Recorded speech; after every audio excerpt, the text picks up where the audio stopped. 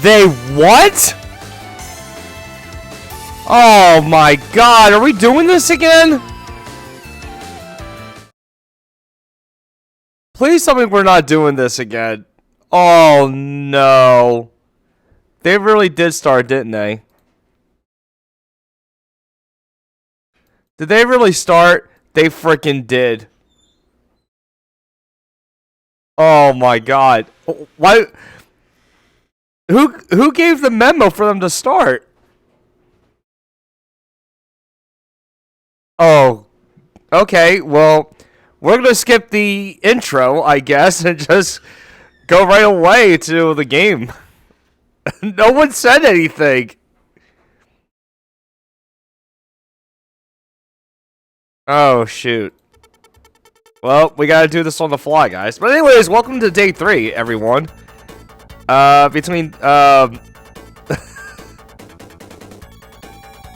really did start. Oh my god.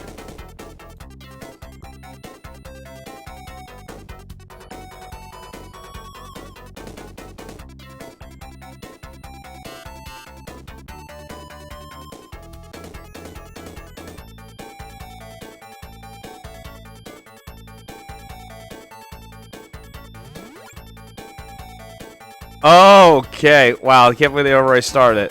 Alright, well, they were going really fast, though. Holy moly. Chill. Oh.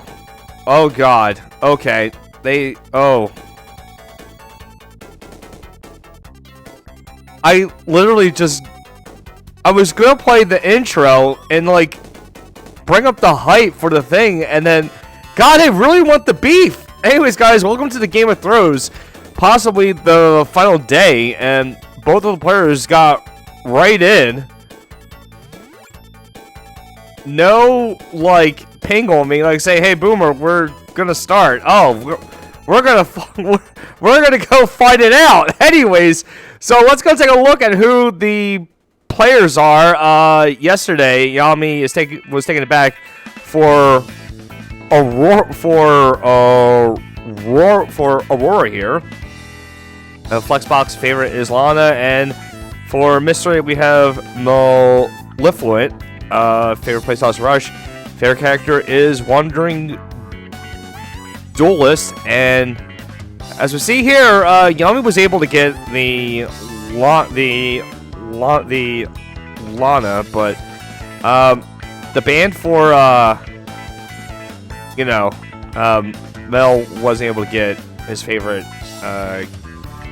character.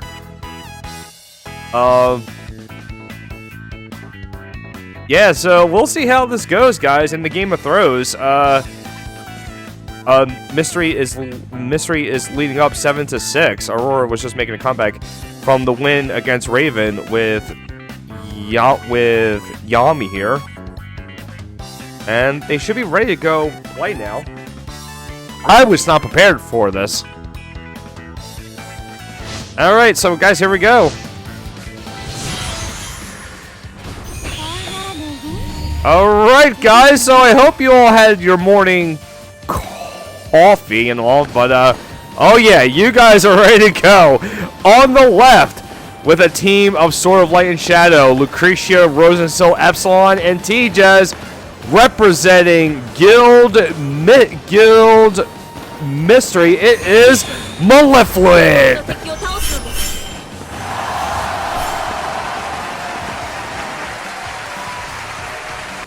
And on the right, with a team of Kaiora, Gintoki, Matthew, IBC, and Lana, he was able to defeat the sweeping from Raven here, representing Guild Aurora. It is Yami.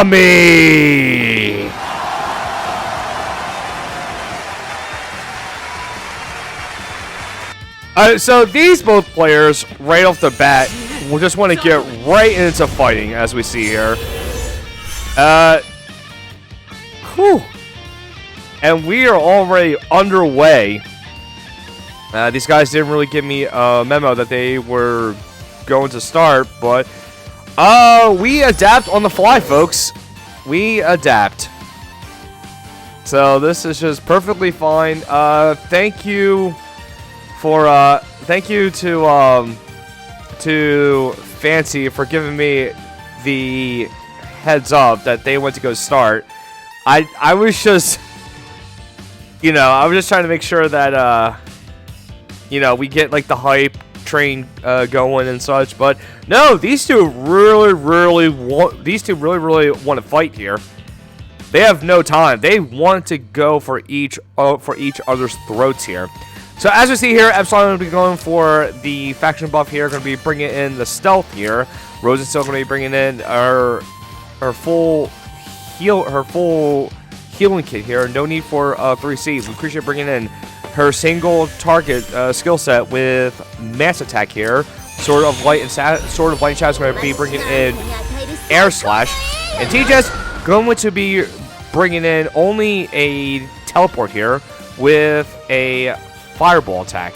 Meanwhile, on the side of Yami, Kitoki's going to be going with his aggressive build. Kaiora's going to be bringing in the Star Sword, Star Slash package. IBC going to be bringing in the mass attack build here. And Matthew is going to be bringing in an attack command here. And the Sky Breaker drop. Not going to be bringing in Air Slash at all for this build. And Lana going to be bringing in her AoE package. But interesting enough, Yami is not going to be going for the phase shift build that he went for last night to defeat Raven.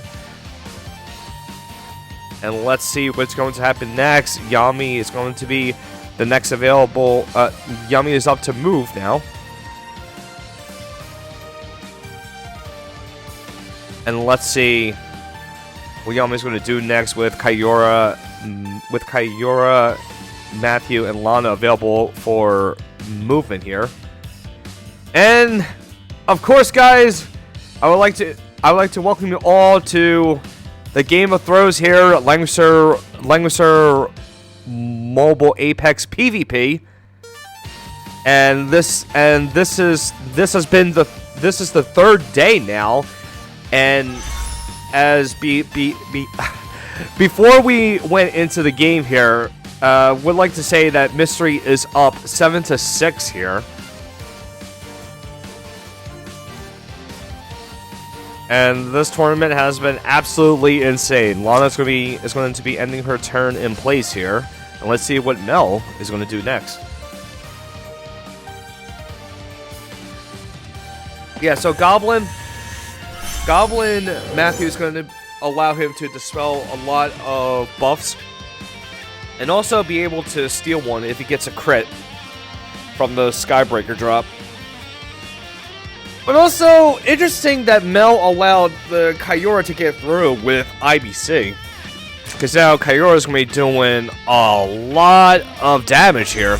Matthew's going to be moving on down here. This will actually give him a good spot to go in for a drop. Hopefully to get rid of the faction buff of Epsilon here. But also this will dictate where Yami can go here. But of course Mel could go in with a teleport to go for a kill on the Matthew here, but also Mel has to be very, very wary on where that Kaiora can reach. But nope, TJ is going to be moving over here. And we see a breeze going to go off. Interesting enough, there wasn't really a Tenyo here. So I'm curious if this TJS is running her exclusive or not. And now we are back to round 2. Now, Livingston still has turn priority.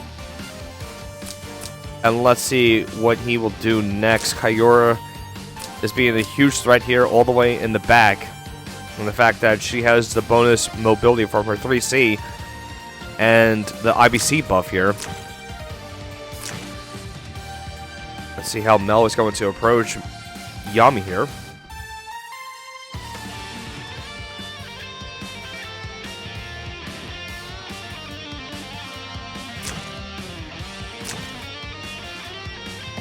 It's like Steve. Melif is going to move the golem all the way up, and I'm curious where Luke is going to go here. Is going to be going for a pulse on the golem itself, and a mobility of 5 here, so she will be able to reach. IBC will be the attack here, and it should be enough to kill IBC. IBC will fall, and now we do have an orb for the Sword of Light Shadow to go in here. So IBC, I'm sorry, the death of IBC will allow the Sword of Light Shadow to teleport into the team of Yami here, and he could go in for a kill. But now Luke is in danger of being killed by Kaiura here. So yep, Kaiura's gonna be going for the kill. This should be enough, of course. Sarshlas is gonna be the attack here. And let's see, this will be a quick kill. And Kaiura is going to teleport all the way back. But this will also give a second stack of Bloodthirst to Epsilon here. And now, because of the death of IBC, Kaiura will not be able to move as far now, and her int buff has been nullified. We have a miracle going on for the Rosa of Mel, and let's see if the nope. So there will not be there will not be a tenuous, because we do have a Glory of the World on top of the Rosensill. Interesting enough. And let's see what Yami's going to do next. Lana, Matthew, and Gintoki still available for movement here. Yami's going to move the Lana to the top right. Hopefully give a Tenyo Breeze to Gintoki, possibly. But instead, he has received a magic defensive buff. And now Mel is up next. Sword of Light and Shadow, Tejas, and Epsilon available for movement. Now, again, Sword of Light and Shadow can just go in here. And that is going to be the play. Now, let's see who Mel is going to go for. But we do have the AoE going off on Kaiura. Kaiura's going to heal up to 94% here. Gintoki does have the full stack, though. And it looks like Sword of Light and Shadow is going to be going in for an attack against Gintoki on a force hull.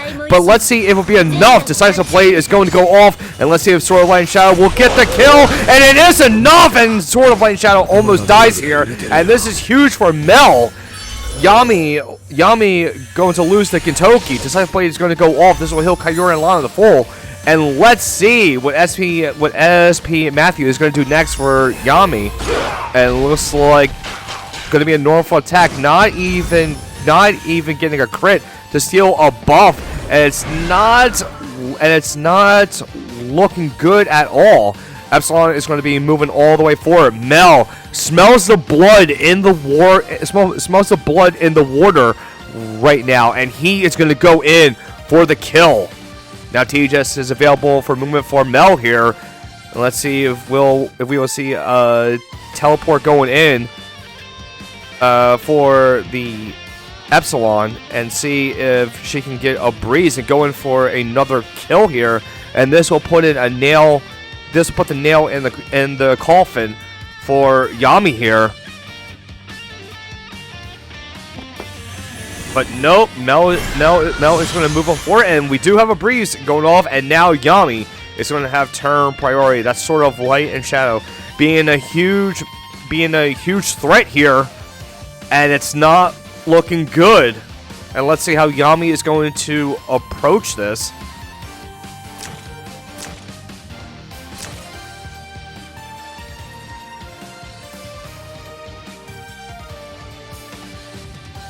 Now Yami has to think really hard here.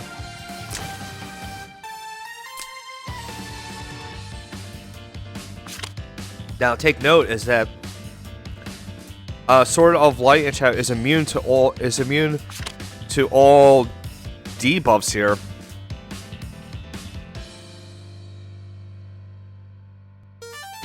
And it looks like we're gonna have a strike going off here for Matthew, and we might see a Skybreaker drop going to break the shield and the stealth of Epsilon. Let's see if we are going to have some stolen buffs. And the faction buff of Epsilon has been stolen here, so he will lose the additional mobility and the range on his attacks here, so he will not be able to reach the Matthew here. But we do have, but again, we do have the teleport here.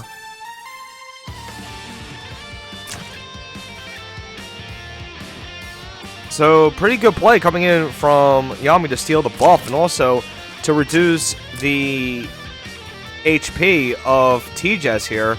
But I don't believe it's going to be enough though. Teleport is going to be going off. It's going to teleport Epsilon back, and of course, and T-Jess is going to have the breeze, and she'll be able to go in for the kill against Kyura, and this should be enough. Light's Embrace is going to be the play, but it was just enough to get the kill here. And now Yami is down to Lana now. Heaven's Sanction is going to be the play. This will take out the first life of Sword of Light and Shadow, doing significant damage to the Light of Genesis here. But I do believe that Sword of Light Shadow can just go for an air slash on the Matthew and possibly take him out and be able to get that extra life there.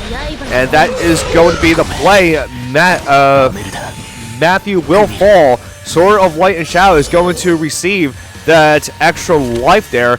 But I do believe, yes, the Heaven's Sanction did clock, so she is able to do it again here.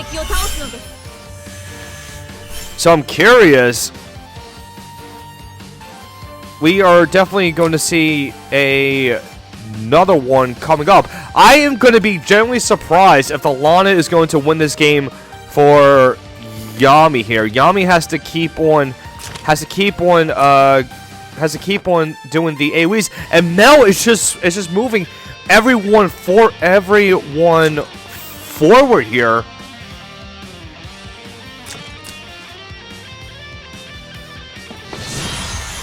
And wow, Mel is giving Yami everything here. We are going to have the heavens section going off, and it's going to be able to take out the T-Jess here, and Sword of Light and Shadow to reduce her life again, and now she is going to regain her other life again. And now Epsilon still cannot reach, and he has to wait one more turn to be able to faction buff, unless the golem is going to be going in for the clock first. Actually going for the clock on the Sword of Light and Shadow. Interesting enough, we do have the air slash available, and Epsilon is moving on forward, and we do have a mass crystal healing going off, and this looks pretty cut and dry for Mel here. If Yami is going to do AoEs, it's not going to be enough, because now the whole entire team of Mel can heal up now. We are going to have a crystal restoration going off, and it looks like this may be game for Yami here.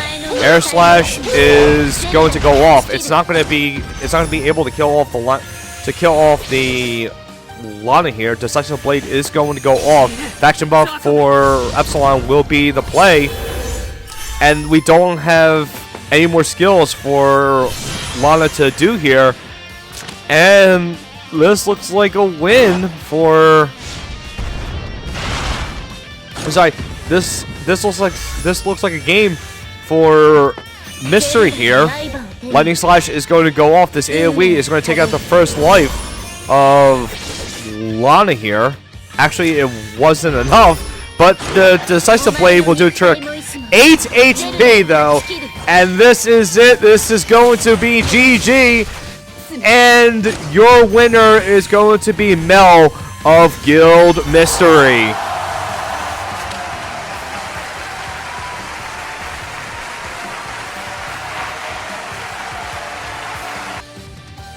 Yep. And that was it, folks. All right. All right. So now we got situated. Let's go jump into the hype real fast, shall we? Or maybe it might be a little too late. Let's see what happens.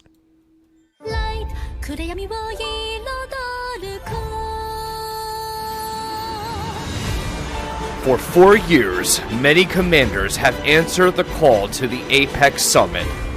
Now, are you ready to fight?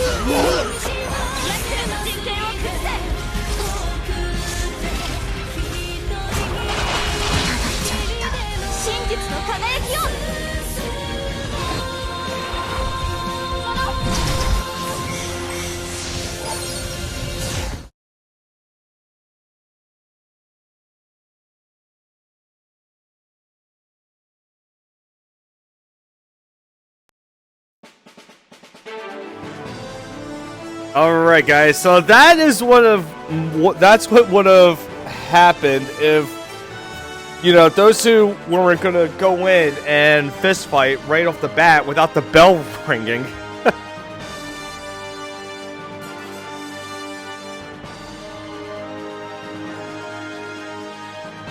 Alright.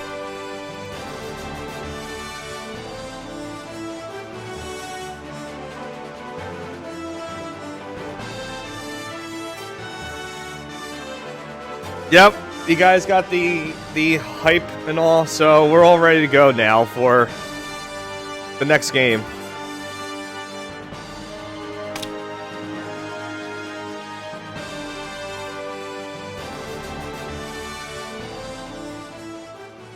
Damn, 50-50 being called out here.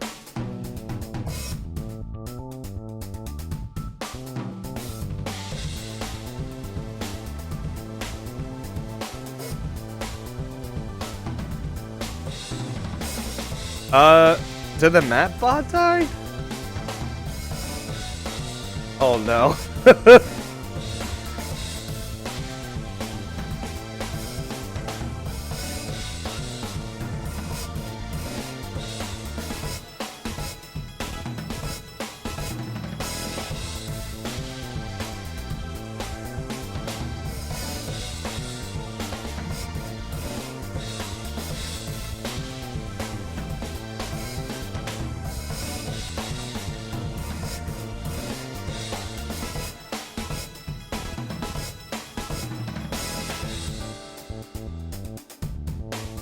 Alright, so I just wanted to go real fast to show who has fell. Although I do have to put in another, like, mark. But, yeah, so these are all who is left, though. I do have to put an X over, over Yami. But that's basically who is left, though. So it's going to be... Yep. A lot of amazing people have fell. But you know what? It's all part of the Game of Thrones here. But alright! The next map is going to be on the floating courtyard here. Mel going to bring it up to 8. Is going to bring the score for Mystery up to 8-6 now. But now we have a new challenger here. And who, you may ask, who this player for Aurora is. And that's why we have this interesting title card here for the player. Welcome, Ultra Gunner. His favorite playstyle is portals. Why not? Portals. It's all about the portals, guys. Because you all know how Adankamo is. You know how she is, guys, with the portals. But anyways, and as we see here, his favorite character is Ares. So, you know, Ares is going to make use of that portal from Adankamo and go. And yeah, going to be doing a lot of crazy shenanigans here. But yeah, that's about it. Moving back to the pick and bans here, as we see, both players. Mel is going to have his Kentucky band. Ultra are going to have his Lightbringer band here.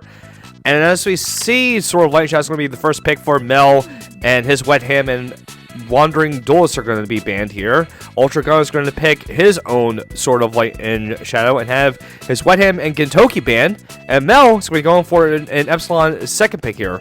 Rosenstill and IBC are going to be the bans against Mel here. And let's see who Ultra Gunner is going to pick for his second pick here.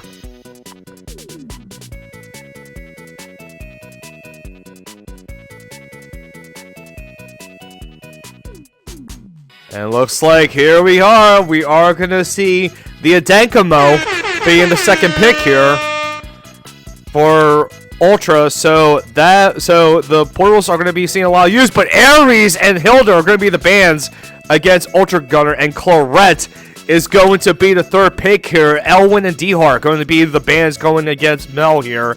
And let's see who Ultra is going to pick for the third hero here, and it's going to be Matthew. So Matthew could make use of those portals as well and jump in and be able to teleport her back here. So I would like to say here, Mel does have Gitz in his box here. And we have seen how well Gitz has done in day 1 of the Game of Thrones here. Alicia and Lucretia are going to be the bans. Lucretia is going to be the 4th pick for Mel. Lawson and Tejas are going to be the last bans for Mel. And interesting enough, we have a Florentia being the 4th pick here for Ultra Gunner. So we haven't seen Flo in a good bit here. She was able to act again the heroes for every strategic point she had. She was able to get them through her exclusive and such. And we do have a Git as a final pick here for Mel, and Emperor Lovania is going to be the final pick for Ultra here with the Tejas and Kyora band here. So we are going to see Gitz here appear again in the Game of Thrones, and this is going to possibly be the final day here, folks. Mystery is leading the score 8-6.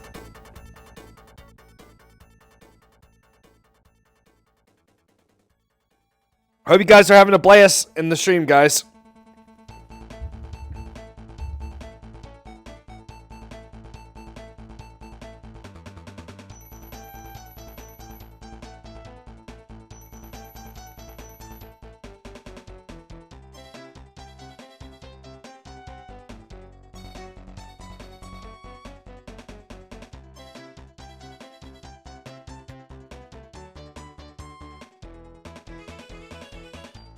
Alright, so we're just gonna wait both players to pick.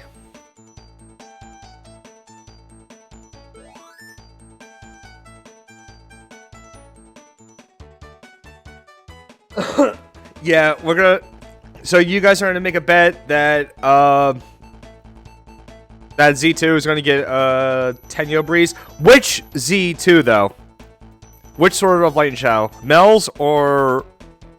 Mel's or Ultras? You guys should make a bet to see who is going to get the... Tenyo Breeze between the two. That's gonna be really, really funny.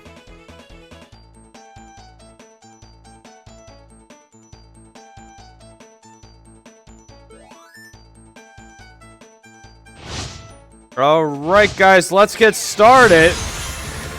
And game 2 of day 3. This is game 15 here in this game of throws. And on the left, let's go introduce the players. On our left, with the team of Sword of Light and Shadow, Lucretia, Epsilon, Girl in the Shell, and Claret. Bring it in for Guild Mystery. It is Malevolent!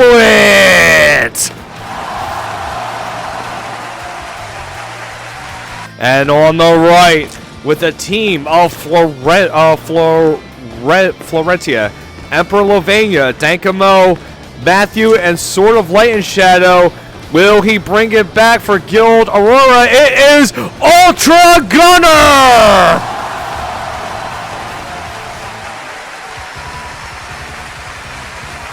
Alright, as we see here, Claret is going to stay in place. Claret hasn't seen a good amount of play from Apex in the past few seasons, but here she is, making her debut again. Going to be bringing in 3C and Lightning Flash here. Girl in the Shell is going to be bringing in the RNG skill, Adaptive Infiltration, and Dark Reaper here. And Emperor Lovania for Ultra is going to be going all the way forward here. And let's see which heroes he's going to bring up to the front. And it's going to be only a Dankamo here. And of course, he's going to be getting all of that good old buffs there from his exclusive. And we see that Air Slash is going to be the pick here for the Sword of Light and Shadow of Mel here. Mass Attack and Single Target coming in for the Lucretia. Epsilon going to be going for 2 double attack skills. And meanwhile, on the side of Ultra, Flo is going to be bringing in Sky Archer, so she will be able to traverse this massive airspace in the map. Matthew is going to be bringing in Attack Command and Sky Breaker Drop. And we have the AoE for Sword of Light and Shadow for Ultra here. And Dankamo going to be bringing in the double AoEs here, which would be the Black Hole and the 3C. And of course, Emperor Lovania going to be bringing in his standard package of his 3C, his faction buff, and his revive skill. Now let's see, Dankamo is going to be moving up here. We are going to see the portals coming down here, and Matthew will be able to cast a strike here, and be able to teleport into the portal and go for a sky drop on the whole team. But I'm not sure if he'll be able to teleport back to the portal and teleport back here. There is a chance. I could be wrong, but we can always find out here.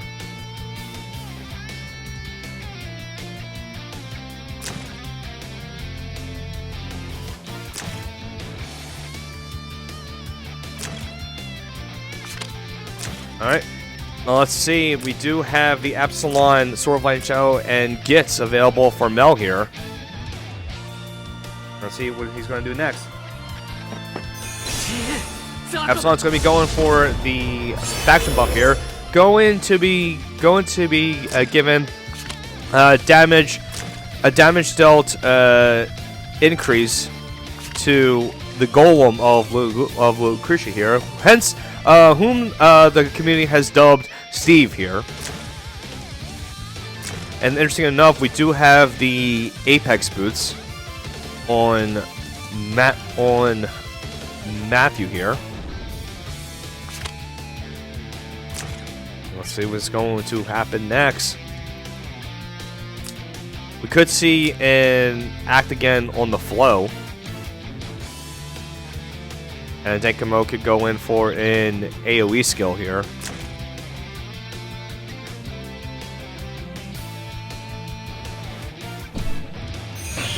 Advanced attack is going to be the cast, going to be given that intellect and attack increase, but it looks like Emperor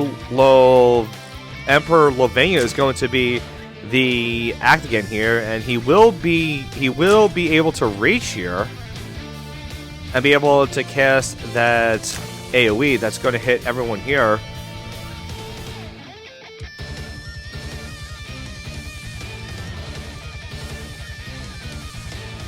And Mel seems to be backed up in a corner here, and there's going to be a ton of AoEs coming his way from Ultra here.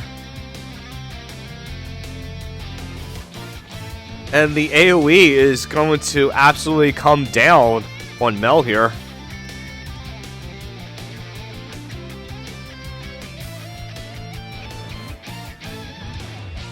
And let's see how Mel is going to approach this here.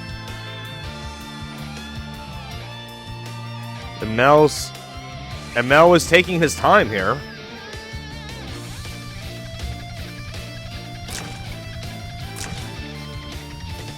And Gitz won't be able to do much. Unless she somehow gets a dark dragon breath from the arcane traversal and shoot, but I don't think it's going to work as well because they can't be silenced. There has to be something that Mel can do. I don't think I feel like there is something Mel can do to like try to have a chance here, but there's just so much AoE coming towards Mel right now that it feels rough. It looks like, alright, so Gitz is going to be moving on forward here. Going for an upgrade on the 3C here. And let's see what that upgrade is. The upgrade is restores HP by an amount equal to 50% of damage dealt here after battle. But the thing is, alright, so here we go. Matthew is going to be going in for the strike here. Going to be taking control of that portal, and Matthew can just jump into the center and then come back. And Skybird Drop's going to be attacked, and oh my god, Girl in the Shell taking the most amount of damage here, going to be reduced to 6% life. Matthew's going to be teleported back to the portal, so now we know that he won't be able to go back through the portal here, and we are going to have a Decisive Blade going off, but will it be enough? Because of the low HP here, it should be enough though, and Matthew will fall, and the orb will override the portal here, so now there won't be use of the portals here, but Heavenly Conquest is going to go off, and Gitz will fall, and this will get Sword of Light and Shadow to have her first life removed here, and now the Sword of Light and Shadow of Ultra can go in now. Lightning Slash is going to be the cast, and I do believe another AoE is going to kill everything here, and that will be the play. Edge Drop Slap will be the attack, and oh my god, this killed off almost all. It killed Luke, it killed Sword of Light and Shadow here, and another one. It takes out the Claret, and all that is left is the Epsilon here, and so much damage coming in from Ultra Gunner here.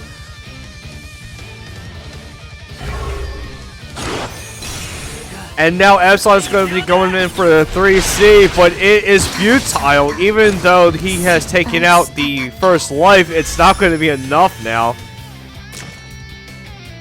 Because now we still have the Dankamo with a Fireball here, but she's not, but she's unable to reach. But Flo can just go in for the Act again here. Gracie is going to be going off for Flo. Going to be going for the Act again on a Dankamo. Dankamo is going to be casting the Fireball here.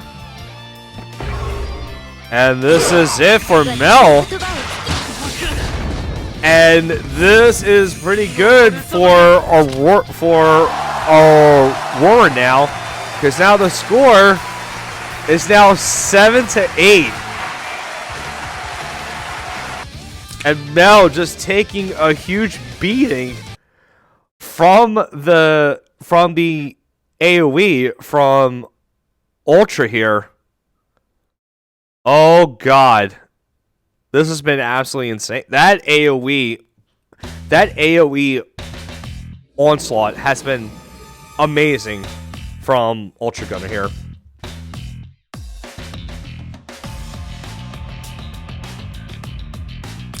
Alright, so now Mystery has to choose their next player here.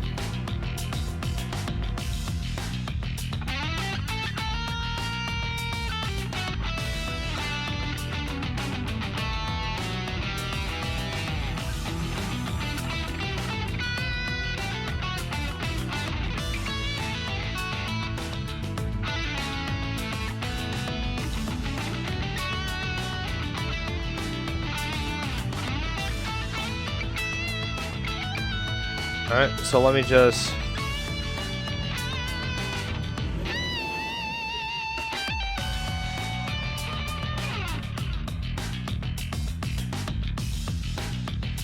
Alright, I just gotta like... do this real fast, guys. Hold on a minute, hold on.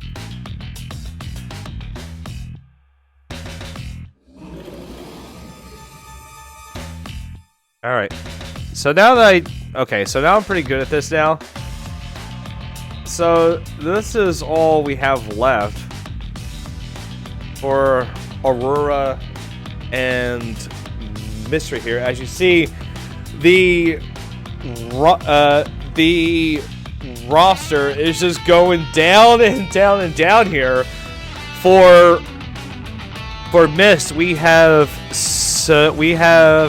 Sadao, Zuko, Pinchas the Crab, Sam Tindo, and Sakura's available. Meanwhile, on the side of Aurora, we have the final three here. Ultra Gunner 55. I'm sorry, the final four. We have Ultra Gunner, Assassin, Fancy Sun, and Boing Boings here. So this is getting right down to the wire, folks. Alright, so I'm trying to see.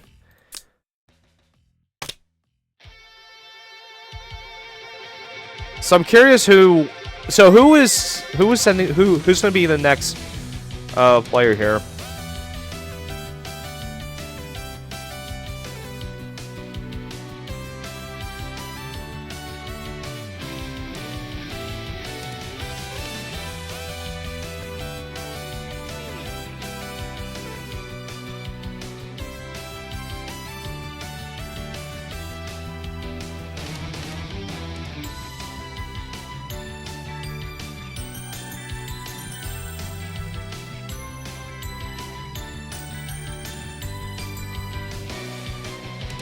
Do we have word who is going to be next?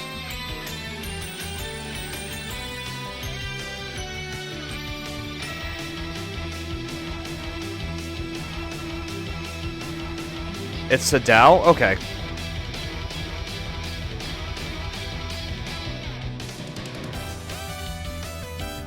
Alright. Well, it's a good thing I have him as a friend.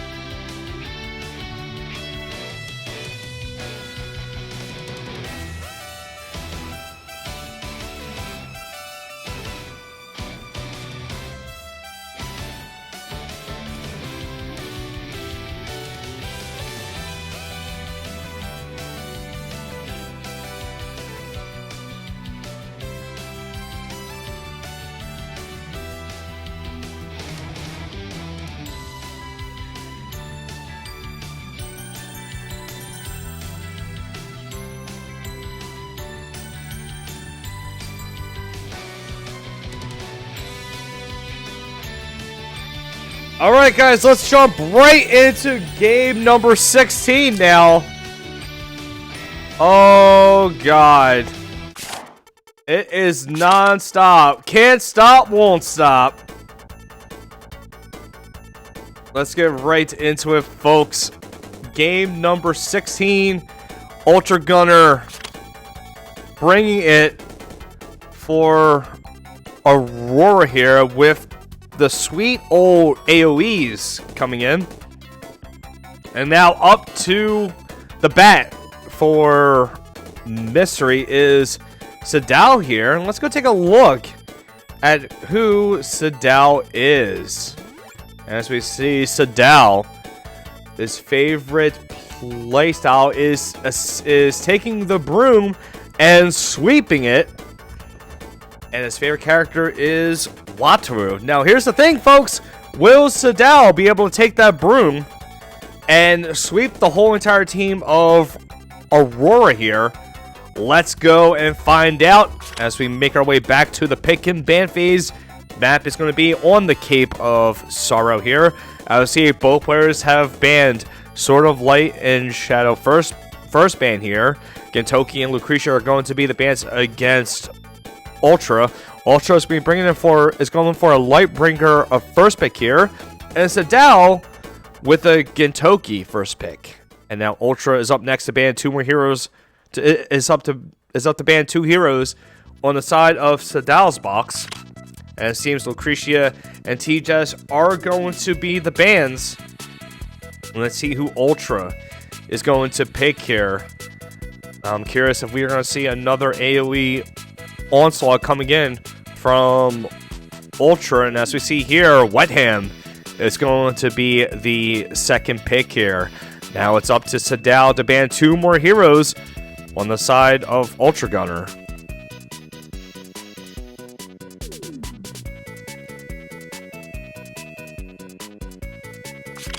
And now we see Leon and Emperor Lovania are going to be the bans. And then Emperor Lovania is going to be the second pick for Sadao here. Sadao still has his Wataru in there. And he's able to be faction buff by the Arco of Emperor Lovania. Lost Him and Epsilon are going to be the bans here against Sadao. And let's see who Ultra is going to pick for his third pick here. Ares is finally making his way into the lineup. Mel decided to go and ban the Ares of Ultra. So now, as we see here, Ultra is able to pick up his favorite character here. And let's see if Ultra is going to be getting that Adankamo or not. I do believe we'll probably see a ban of Adankamo for Ultra, because Ares doing the 3C on top of the portal. Yep, great ban there. Adankamo and Hilda are going to be the bans.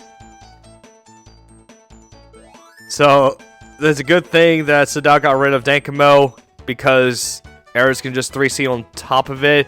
Still attain his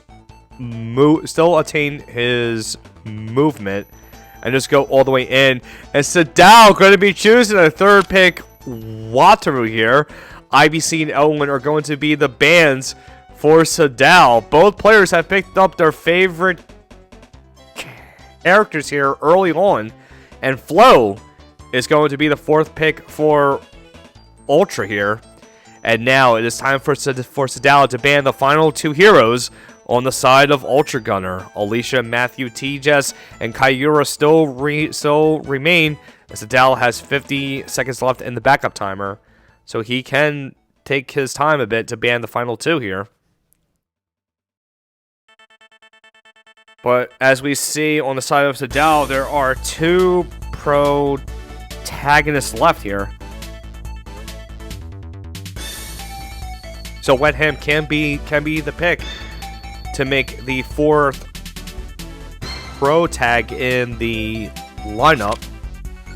And it looks like Matthew and Kaiyura are going to be the bans now, as Sadao is up to pick his fourth hero.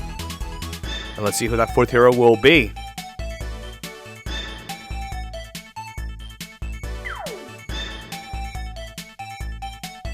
I don't think Kagura is a pro tag, and now we have our 4th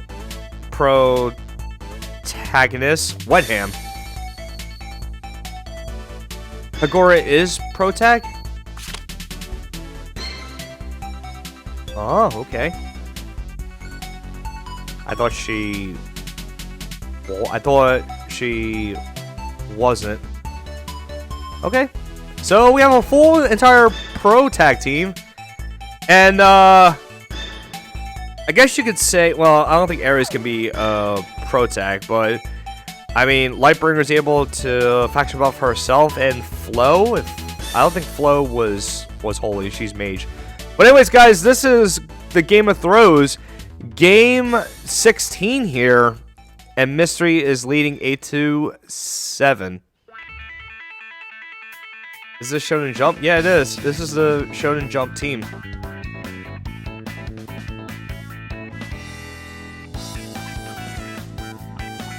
But yeah, Thumb, it's attack. It's Gintama. Yep. Gintoki and Kagura had a collaboration with Lang. Hey, good morning, man. Good morning.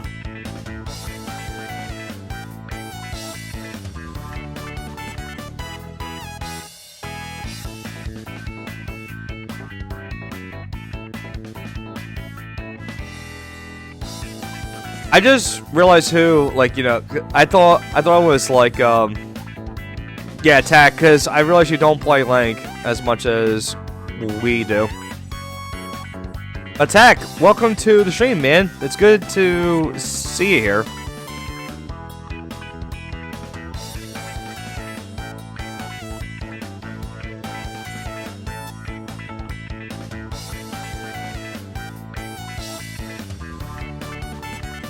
Alright, guys, game number 16 now. Let's see what's going to happen next. I am so pumped for this. Alright, everyone. Let's get going to game number 16, folks. And let's give it up for our player on the left with a team of Ares, Alicia, Wetham, Lightbringer, and Flo. Representing Guild Aurora, it is Ultra Gunner!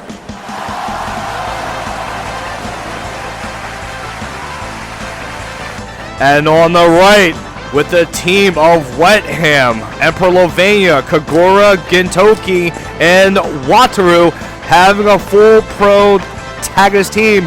Will he bring it for, will he sweep it for Mystery? It is Zadao!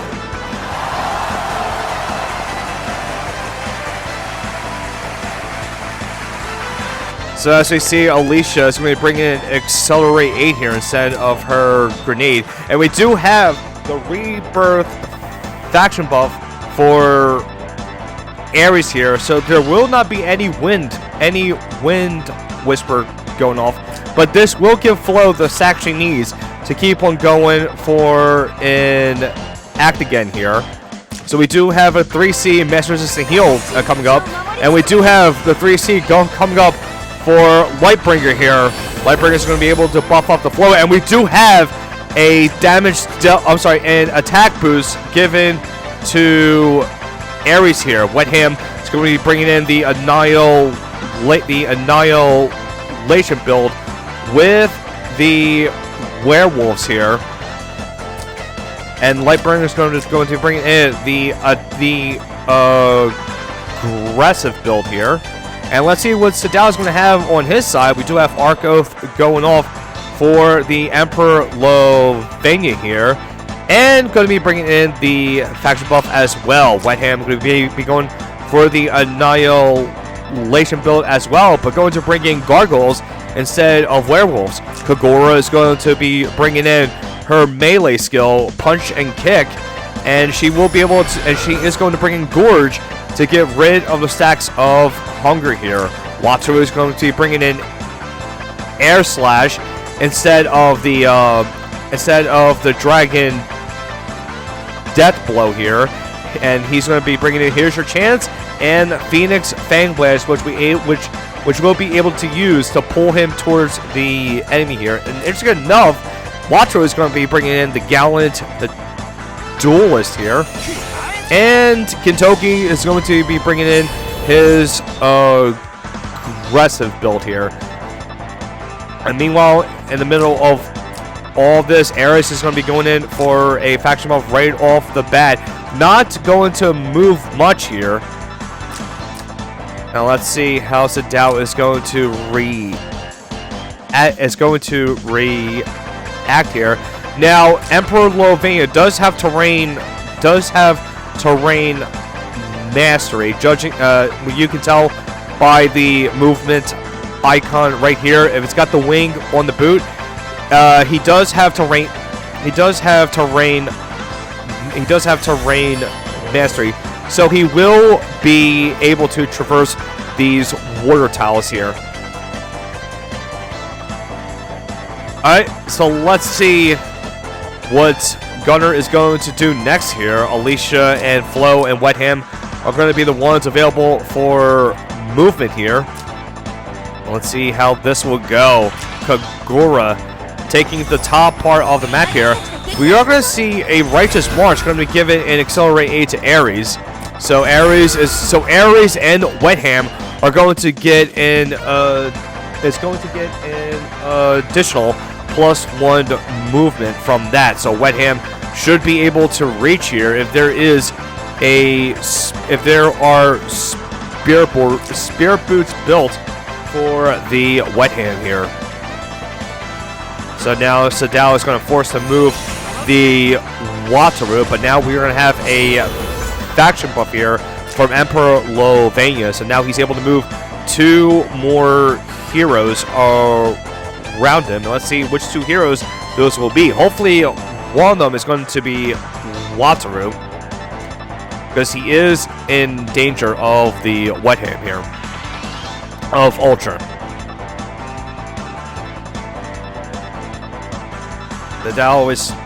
Sadao is thinking about it here. Wetham and Wataru are still available for movement here for Sadao. And it looks like it's going to be Kagura and Wataru here.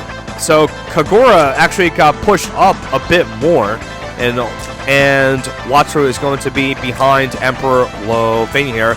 And as we see, due to the effects of the Elysium strategy, he is going to get an additional movement of 3, so he's able to go all the way over here.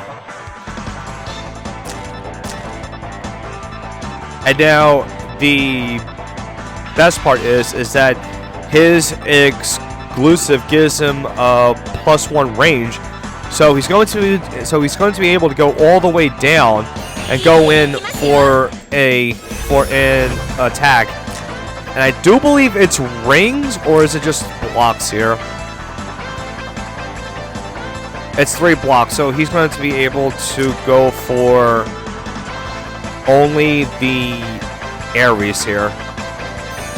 But we are going to see a rush being the cast on the Alicia here, and next up is the Wetham and Wataru here. So Wetham is able to could go here. So an interesting move that Sadao could do, very, very interesting, is that he could go in for a sword drop with hand, and Wataru can go in for a pull, move in,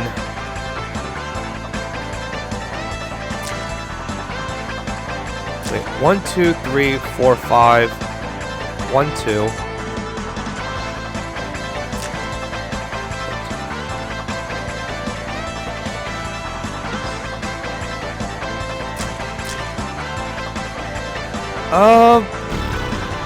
No, he won't be able to reach. But Wet Hand, though, is going to be the next available movement for Ultra here. It's not going to be doing much there. Going to move one square forward there. And Sadao is up next for Wataru here.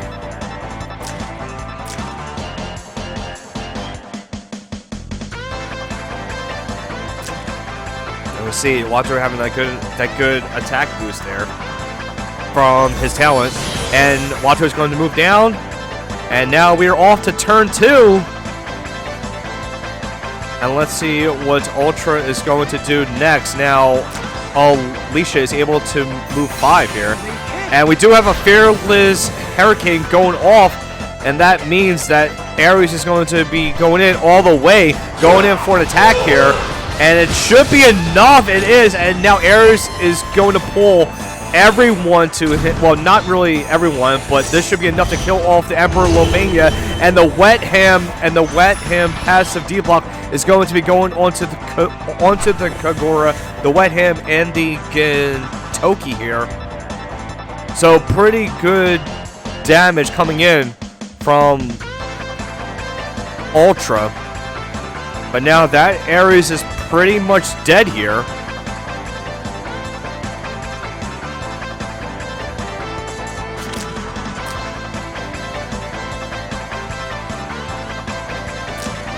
Let's see. We could see a Phoenix Fang Blast coming in for Wataru. And Sadao could go in for a kill on someone here. Not quite. Actually, yeah, he can. So he can go and disable the guard of here's your chance, and could go in for a snipe on anyone here. I don't think it'll be enough to kill off the Wet Ham, but it should be enough to kill off the Alicia or Flo here.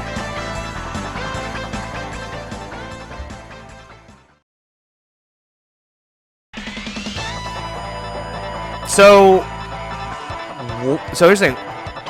Wataru can go in for a blast, and then he can proceed to move 1, 2, 3. Here's your chance. No, he can. It's 3 blocks. I mean, this could work too. Punch and kick. This is going to take out the first life. It is enough though. But there won't be a stun though.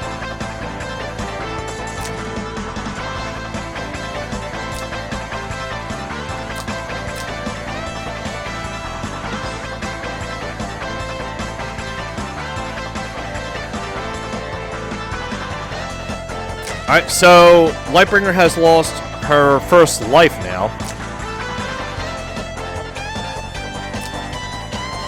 And armor is broken. So let's see what Ultra is going to do now. Ultra has a lot of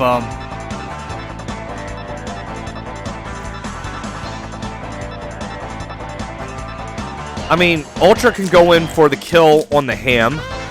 She can just traverse everyone here, move in, and go for the kill.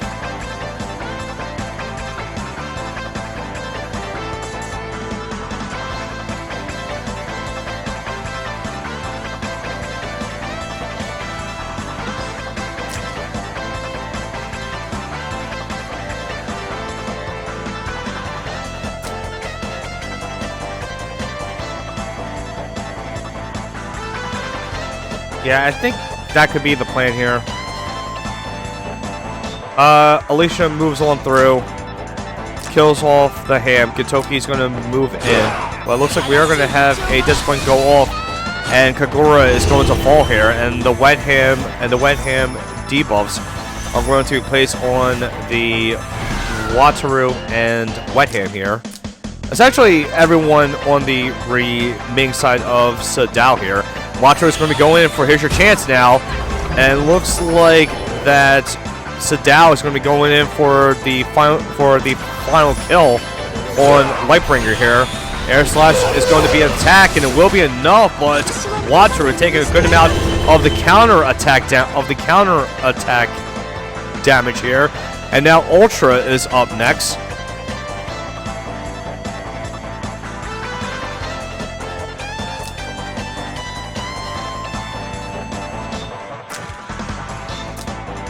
Now Ultra can go in for the kill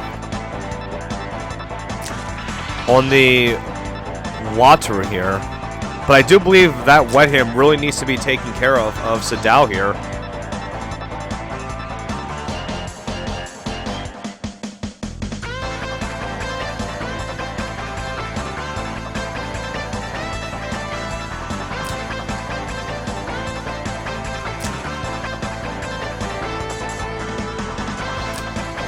Let's see what Ultra's going to do next. So it looks like we are going to see that Righteous March is going to go off. Accelerate 8 is going to be given to the Ares. And this Wet Ham is going to fall here. Azure Sing is going to be the play. It's going to be a lot of overkill on the Wet Ham, but that is perfectly fine. And here we go again. We are going to see the passive D blocks again. And now Sadao is only left with the Gintoki, but here is the thing here, folks. Ultra Gunner can have a bunch of Actigens here.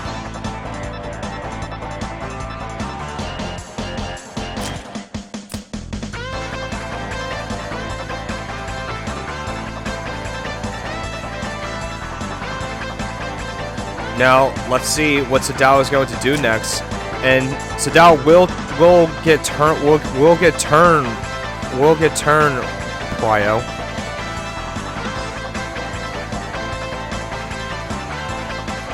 Regardless of what happens here. So Sadao can go in for a kill on someone. And I don't think Wet Ham is going to be able to do much against a fully stacked Gintoki here. Might be able to dispel the debuffs, but that's about it, really.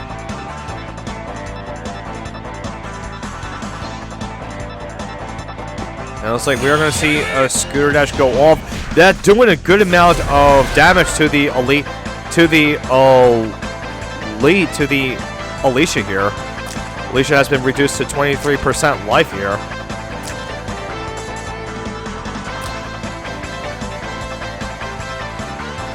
And Wataru is just blocking the way for Wet Ham to freely traverse through here.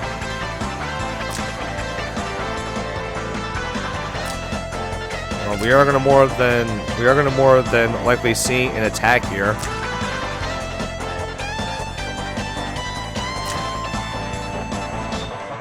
So, interesting enough, what Ultra can do. Ultra can go in for the hit, take out the Wataru, go in for like a heal to bring Wet Ham to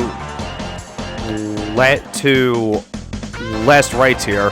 Act him again, and then he can go all the way in. Sword, Spirit Boots in. Oh, we are going to have 3C going for the heals here. And unfortunately, Flo's not able to reach anyone, but he's going to give a rush to herself, so that way she'll have 5 mobility here. That's perfectly fine. So Ultra is going to obtain turn prio by doing this. So Wet Ham is going to be going for the kill. Gintoki is going to act again, and Sadao can just go in and take out either the Ares or the Elite or the Alicia here, and that's a good amount of counter attack damage coming in from Wataru. So now Gintoki is going to go for the act again here, and Sadao gets to choose who's going to fall here between Alicia and Ares. But I'm going to be very surprised if the AoE does take out the Alicia here. I mean, alright, so just going for a normal attack here. And that will be enough. And now, let's see if the Gintoki of Sadao is going to carry him throughout the game here. Because now, if Ultra were to go in for an attack, Gintoki is going to attack first here. And there is a chance that Sadao's heroes will die.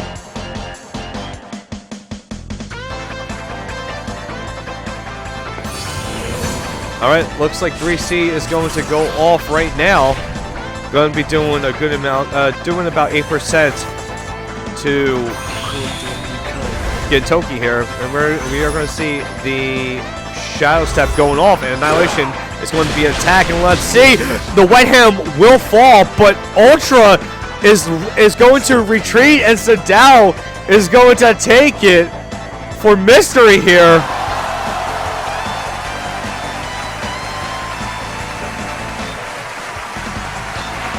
Okay, well, that was a game of throw right there, and oh boy. And here we are. The score is 9-7, guys, and Mystery is is on their way to taking this whole Game of Thrones. The revenge arc is real here, folks. This is absolutely insane. Oh man, guys. So now Aurora has to pick now.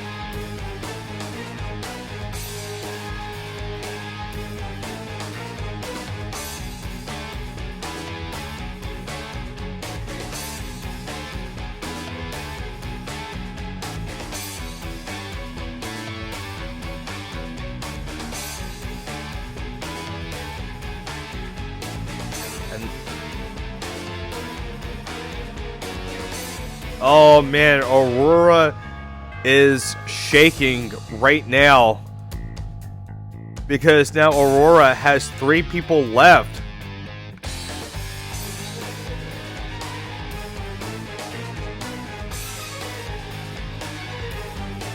And it's not looking good.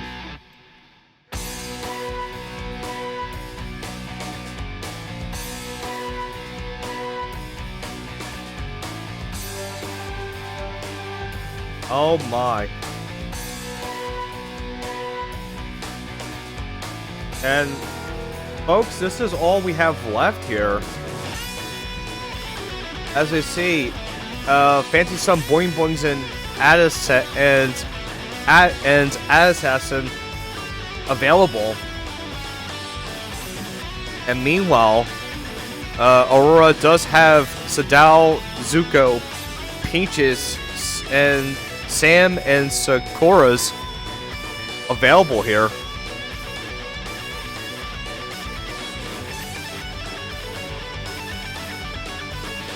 And let's see who Aurora is going to send out, though.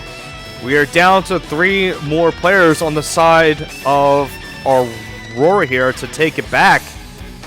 But so far, it seems that Mystery is getting their revenge here from the first Game of Thrones, and this is looking pretty scary here. And Mystery was able to defeat the Brotherhood in the second Game of Thrones, and now Mystery is proven to Aurora how strong they are now.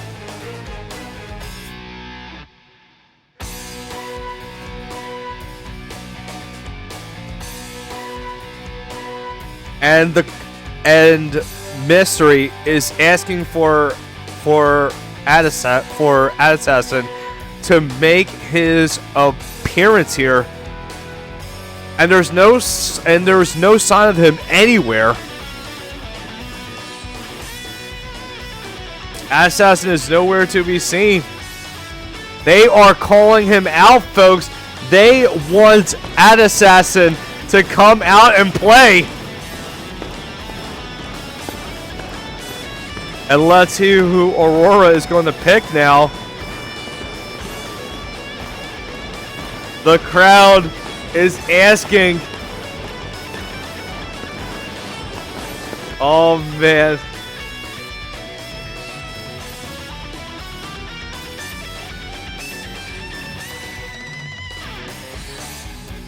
Also, I would like to give a shout out to It's Banana Time. Thank you for the sub.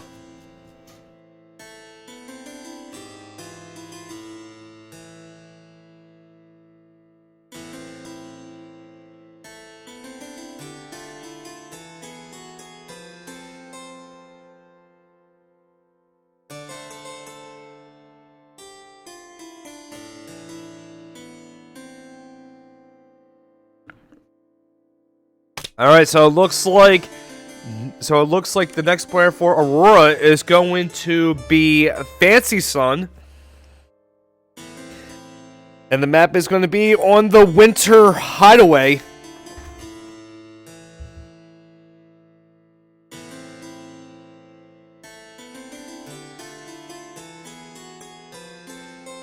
And I'm boing offline rip. Oh no.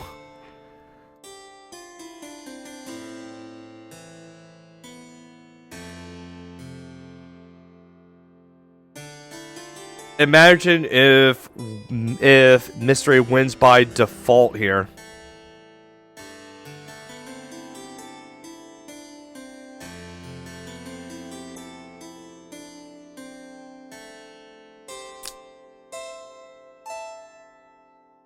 And here we go, guys. We are on our way to game number 17. In the Game of Throws here, and the map is going to be on the Winter Hideaway here, and it's going to be Fancy Sun versus Sadao here, and let's go take a look at who Fancy Sun is here.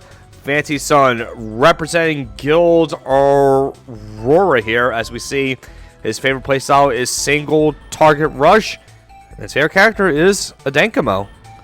There has been a lot of players with their favorite character as a Dankamo. So, I'm actually very surprised that, a Dankamo is a lot of players' favorite character. And I think I already asked about this, about a Dankamo. You guys know what I am talking about, right, guys? A Dankamo.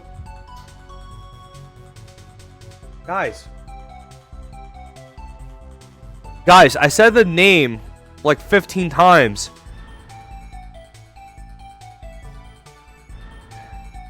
Guys, come on. I said a Dankamo like 16 times now. Are you guys gonna do the thing? Anyways, in the middle of all this,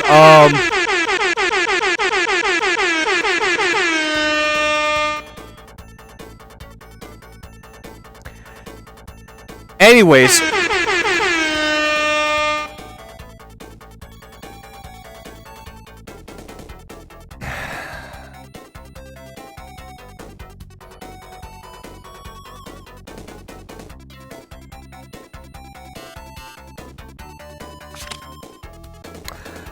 So, anyway. Alright, that's it. Give me that. Give me that frickin' horn. You're done.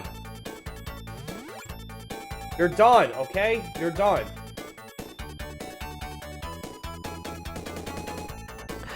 Alright, guys, so as we see in the pick and ban, Fancy Sun is going to have his Rosenstill, Sword of Light and Shadow, Lightbringer, Wetham, Lucretia ban.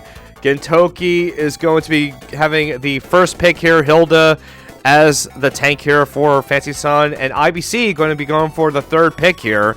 On the side of Sadao, Sword of Light and Shadow, Kagura, Rosalia, TJS, and IBC are going to be the bans. Gintoki and Wetham are going to be the picks for Sadao here.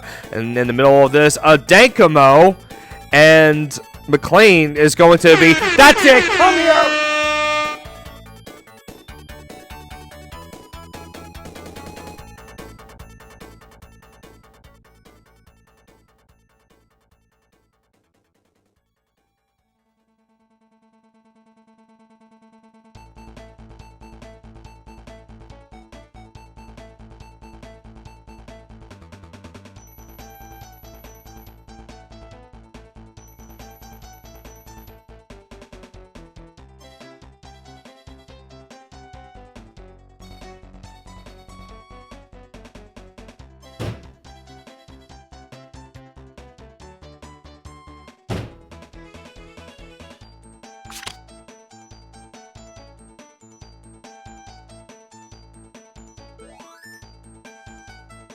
Alright, well, I got that squared away. So yeah, so as we see here, yeah, I forgot to change the screens in the middle of all that. Sorry about that, guys. So, as I'm saying here, Fancy Sun with a lineup of Gintoki, Hilda, IBC, and Lost Him here, having his Rosen Seal, Sword of Light and Shadow, Lightbringer, Wetham, Lucretia, Dankamo, and McLean band. Also with Cortez and Alicia going to be the bands here. On the side of Sadao, Gintoki, Wetham, Emperor Lavinia, and Elwin are going to be the picks here. Sword of Light and Shadow, Kagura, Rosalia, Tejas, IBC, Alicia, Watra are going to be the bands here. So no one's going to be able to get their favorite characters here because they were already banned. Fortunately, there is going to be no Dankamo or Wataru for both players. But interesting enough, Sadao is going to be going down all the way to a single second in the backup timer here. And Fancy Sun be going for a last pick Elwin here.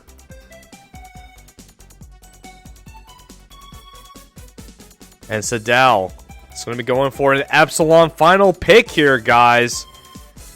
And let's see, will Fancy Sun be able to hold off the mystery onslaught that is happening here? And Sadao is having control of the broom here. That's looking pretty good. Alright, so let's go take a look at the chat. Damn, every time I turn on sound, Boomer does weird sound. Aw, Creamy. No, Creamy, come back. Death, I'm crying. Yes, so is the person that is handling the horn. They're crying now. Oh, so Aurora noobs when the pick. Oh, God, Sadao is calling out in the middle of the pick and ban. Sheesh. I just got done with my 5K. What happened so far? Zuko, look at the score. Look at the score, Zuko. You might as well just go back out to do another 5K. Because Sadao has control of the broom here.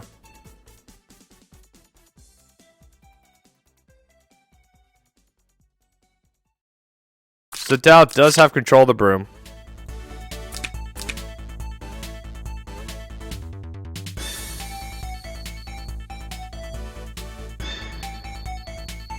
Yep, so Sadao does have the broom.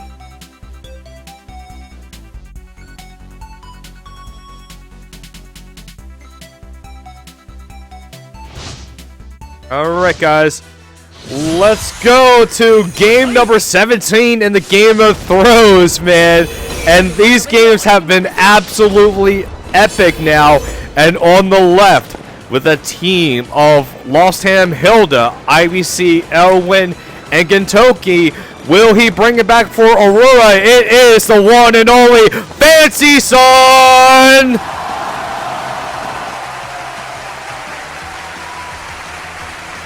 And on the right, with a team of Wetham, Epsilon, Elwin, Emperor Lavinia, and Gintoki, will he continue the sweep and take out the trash?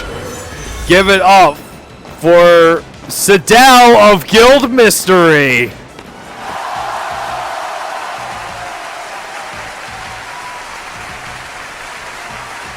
And man, Sadao is living up to the name of Sweet Dao here. As you see here, IBC going to be going for a mass attack here with a heavy strike formation on the Lost Him and Gintoki. So now they will have a base movement of 5 now. And of course, the soldier attack has been increased by 25%, which means more damage all over the place. But the scary thing is, Fancy is bringing in infantry against cavalry units here from Elwin and Emperor Lavinia here. So hopefully Fancy won't be missing those kills anytime soon. But let's go and find out what Sadao is going to do next here.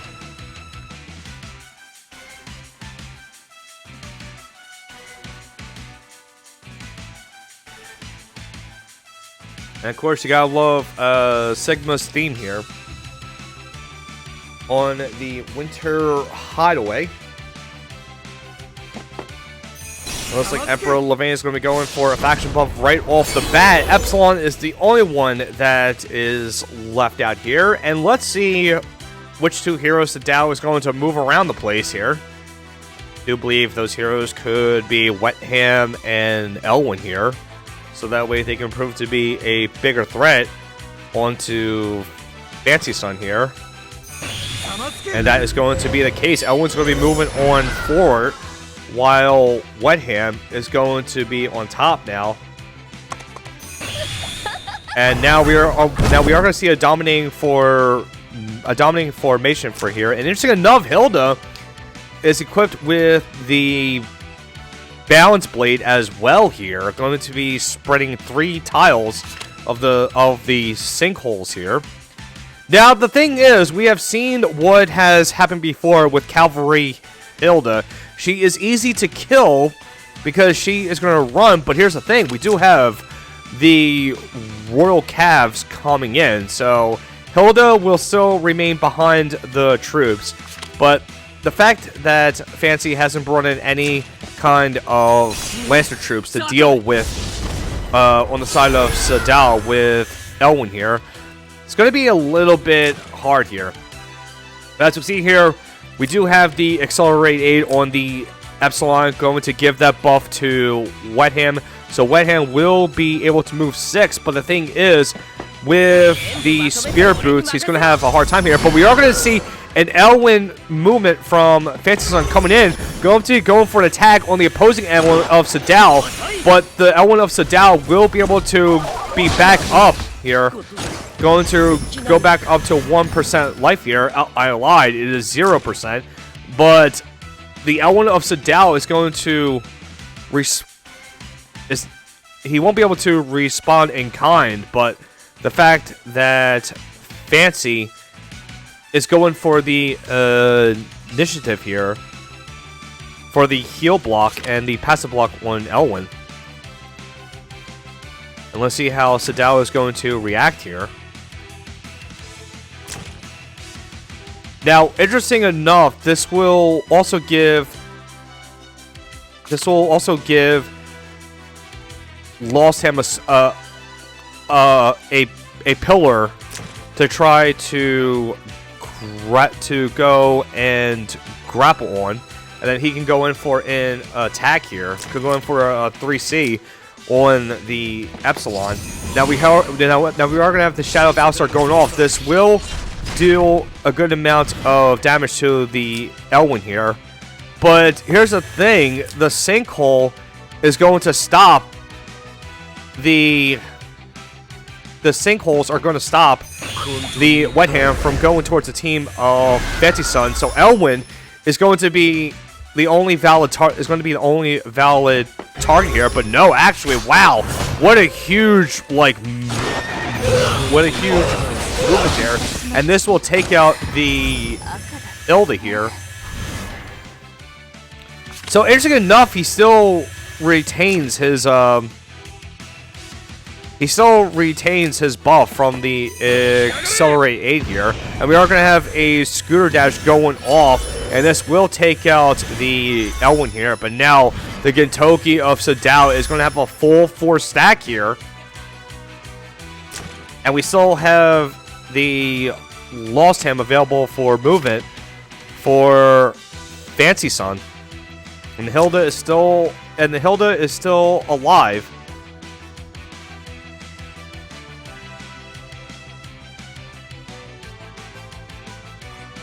Uh-oh.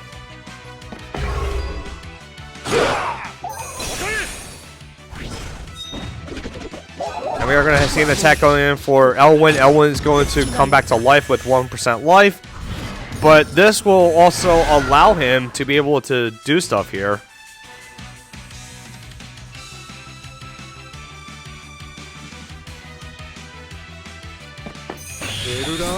We are going to have a grapple going off. I'm curious if we're going to see an air slash going off, but I don't think this will be enough. But it will do a good amount of damage to the wet hand here. And now Sadao is going to have turn prio here. And I do believe we're going to see another AoE coming in here. And that is the case. Heavenly Conquest is going to be the attack. And Elwyn will fall here. And we are going to have the passive deblocks on everyone here from the wet hand talent. And now every time Gintoki moves, he's going to be taking fixed damage. That was a good amount of fixed damage here going towards Gintoki, but it is enough to kill off the wet ham of Sadao here. And as we see here, Fancy Sun is holding his ground, and it is a 4v3 now. And now all that is left for movement for Sadao is the Sword of Wetham, Gintoki, and Epsilon here. Epsilon's been going in for an attack, and this looks like it's going to be a 3C onto the Lost Ham of Fancy Sun. And on the final tick, he is able to take out the Lost Ham here. And now the Gintoki of Fancy Sun is going to be able to act again here. And we do have the shield available for Epsilon, but that's going to be quickly dispelled by any kind of AoE coming in from Gintoki here. So we could see a sugar intake here. Could be going in for an attack on Emperor Lavania. Dispel the shield. I do believe it is one ring. It's one ring, so he can go in for the attack on the sword here. But actually, could be going for a direct attack on the Epsilon here. And I'm curious if this will be enough. Defender armor is going to go off. 3C is going to be the attack, and will be enough. Yes, it will. Epsilon will fall here, taking 50k damage there. And now all that is left for Sadao is the Gintoki of his own, but we still have IBC available for movement on the side of Fancy Sun here. And Gintoki can just go in for an attack on the Gintoki. And we will see who will win the fight here.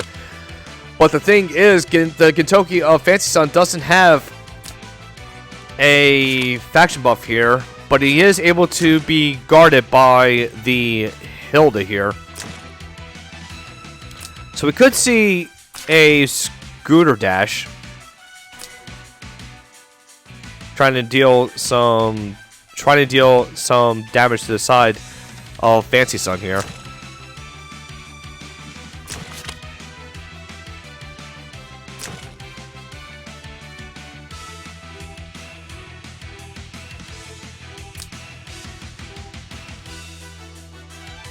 And IBC can just go wherever she wants. And it looks like Scooter Dash is going to be the play here, going to disable the weapon of Gintoki. Gintoki of Fancy Sun has been reduced to 63%. We do have the Goddess tier IBC coming in. And she's not going to be going for an attack yet, though. Hilda is still able to guard. And we have the Emperor Lovane and Gintoki available for movement. Here we are. We're going to see an attack coming in from the Gintoki of Sadao onto the Hilda. 3C is going to be the play here. And this will be enough to kill off the Hilda, and Hilda will fall. And now Fancy is left without a tank, but he still has two heavy hitters of IBC and Gintoki coming in. We are going to have the Actigan coming in for IBC. Aurora is going to be going in for Gintoki, but those Sansi Mercs of IBC aren't going to get the buff because there's still an ally within one block, and it's not enough. The Gintoki of Sadao will survive with 20% with 20% life here, and IBC is unable to declare a formation here, and now it is up to Sadao next with the movement available with the sword and Emperor Lovania here. And I'm curious if Sadao should go in for the kill against IBC.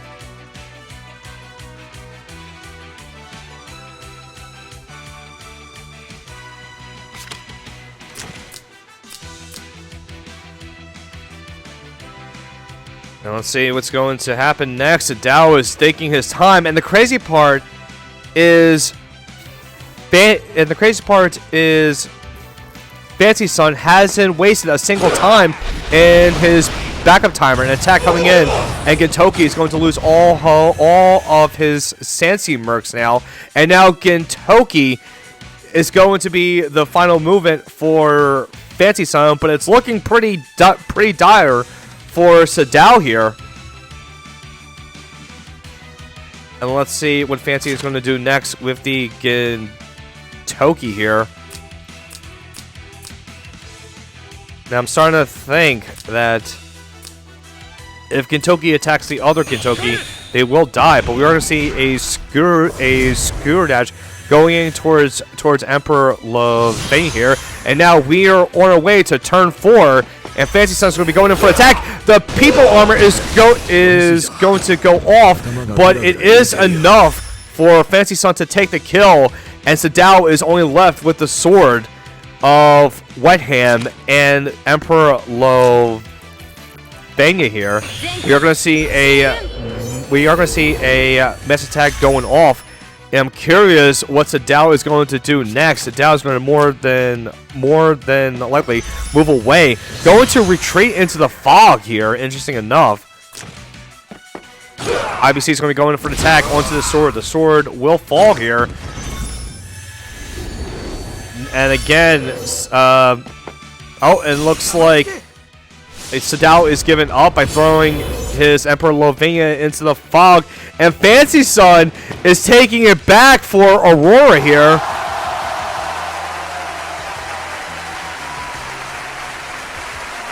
Oh my god, Fancy Son taking it back for Aurora. And now we are up 9-8. Mystery is leading by 1 point now. Alright, everyone. And now let's see who Mystery is going to send out here.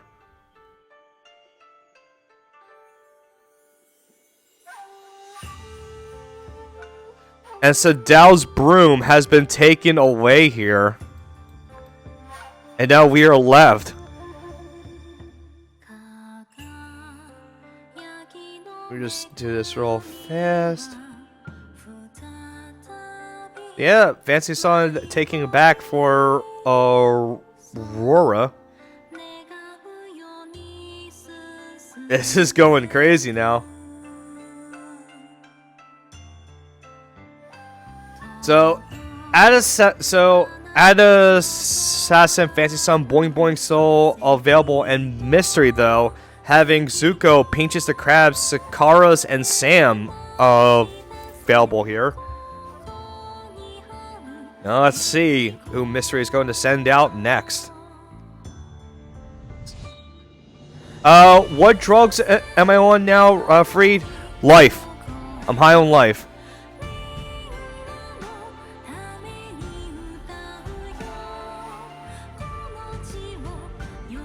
If that is the answer you want, I'm free. I'm high on life.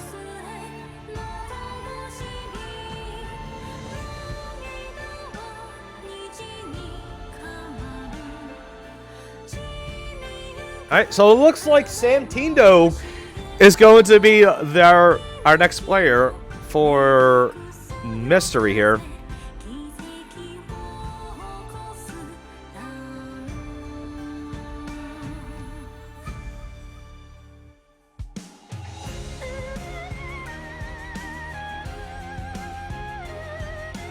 Hey Gonzo, how's it going? Gonzo's here, and Cecil too. I saw Cecil. Hi Cecil. Error, how's it going? B guy. And Freed, of course.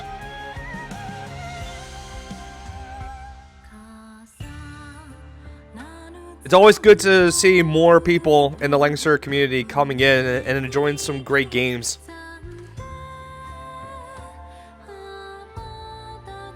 Also, Azusa's theme, so pretty. It's beautiful.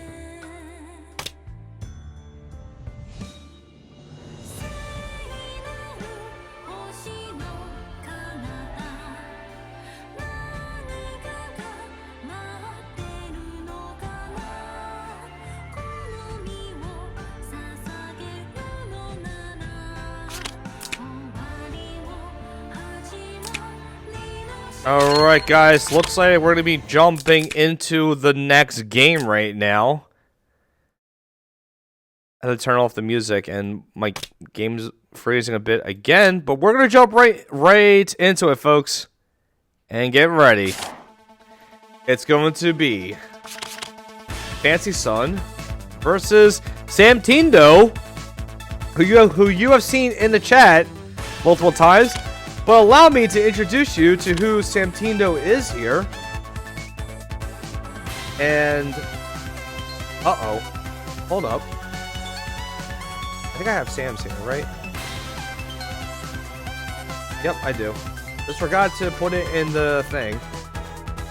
Alright, guys, so let me introduce you to Mysteries Sam Tindo here.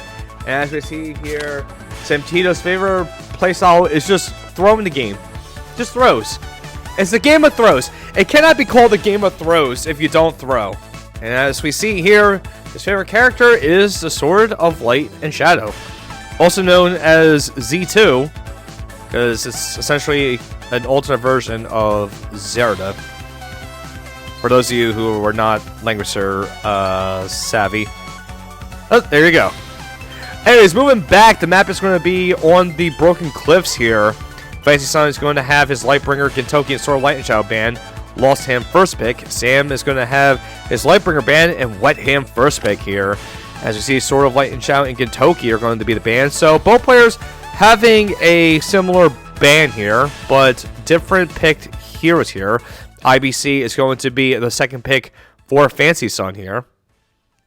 Let's see which two heroes Sam is going to ban on the side of Fancy Son. Fancy Son was able to stop the onslaught of Sadao here. And now McLean and Wet Hand are going to be the bans. McLean's going to be the second pick for Sam here. And now it's up to Fancy to ban two more heroes on the side of Sam. So that was a very interesting game that Fancy did not waste any backup time at all. It's the first time I have ever seen that, where a player was able to have their whole 300-second backup timer. And Adenkamo is going to be the third pick for Fancy Son here, along with an IBC and a Boro ban towards Sam. And now it's up to Sam to ban two more heroes on the side of Fancy Son. Hilda and Emperor Levane are going to be the bans. Lost Hand is going to be the third pick for Sam here. So both players are going to be utilizing their Lost Hand to the highest way possible. But the thing is, we do have the buffs coming in from IBC for our Fancy Son here. Rosenstill and Epsilon are going to be the bans against Sam. Lucretia is going to be the pick for Fancy Son here. So Lucretia is going to be able to be throwing in some AoEs in there. Elwyn and Alicia are going to be the bans against Fancy Son. And let's see who Sam is going to be picking for his fourth hero here. There's a good selection of Sherry, D-Heart, Lucretia, and Elwyn. And Elwyn is going to be the picker. Elwyn's going to be able to faction buff himself and McLean. So now Sam has to worry about is getting a mass attacker onto the side here. Sissy White and Lucretia are able to do that here. But we do have the D-Heart, who can also bring the faction buff as well. But instead, we are going to see a Lucretia and Sherry band coming in towards Sam. And let's see who Fancy is going to pick up next as his final decision here. And Cortez is going to be making an appearance here. Cortez making an appearance for Fancy Son. Going to be casting all of those AoEs and popping the souls. And Sissy White is going to be the final pick for Sam. And I'm curious if Sam is going to be bringing in the mass attack build for Sissy White here. As we see, these are the remaining players for both teams here, and you guys are watching the Game of Thrones. Mystery is leading up 9-8 here, and this is going to be insane. I would like to give a shout out to all of you wonderful viewers coming in and watching the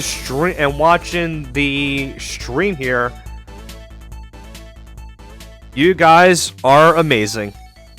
And of course, make sure to share the stream around to get more people involved and seeing how this crazy guild war is going to end.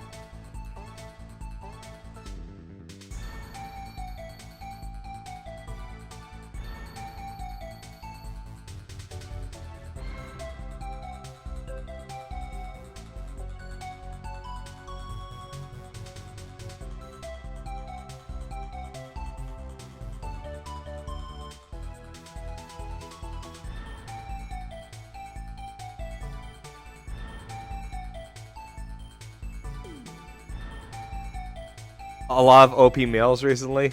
Lol.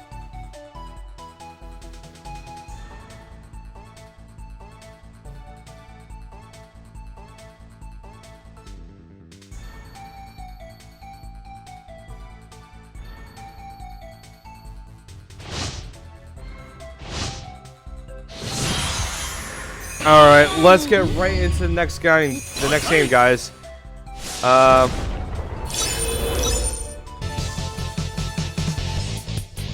Alright, everyone, let's go jump into this game 18 here between these two amazing players, and let's go introduce him. On the left, with the team of Lucretia, lost him, Iron Blood Commander Adankamo, and Cortez. Will he be able to reverse sweep Mystery representing Guild Aurora?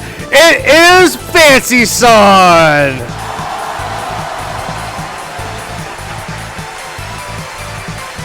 And on the right, with the team of Elwin, McLean, Wet Him, Lost Him, and Sissy White, will he be able to sweep Guild Aurora representing Guild Mystery? It is Santino!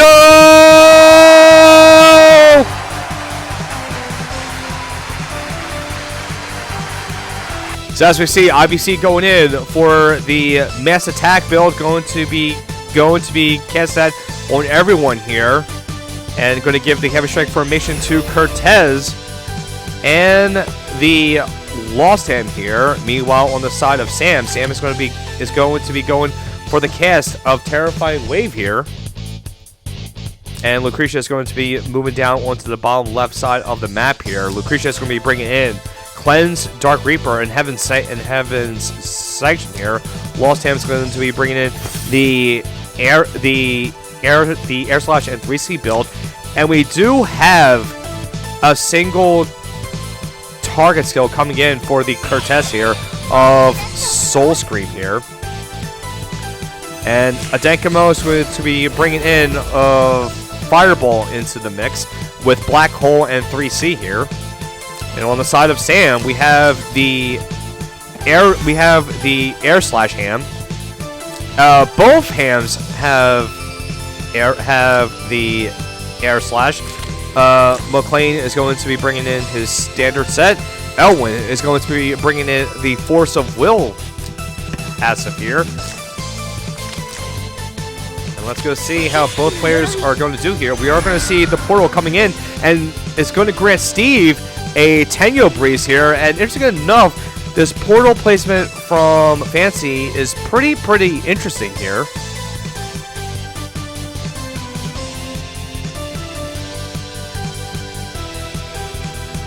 Let's see how Sam is going to react here. And McLean is placing a good amount of the stream tiles here. So this will stop the Lost Hand from being able to move if he goes to grapple onto a spot. So pretty smart coming in from Sam here. And now Sam has the Elwin, Wet Ham, and Lost Ham available for movement. Elwin's going to move to the top right-hand side of the map here.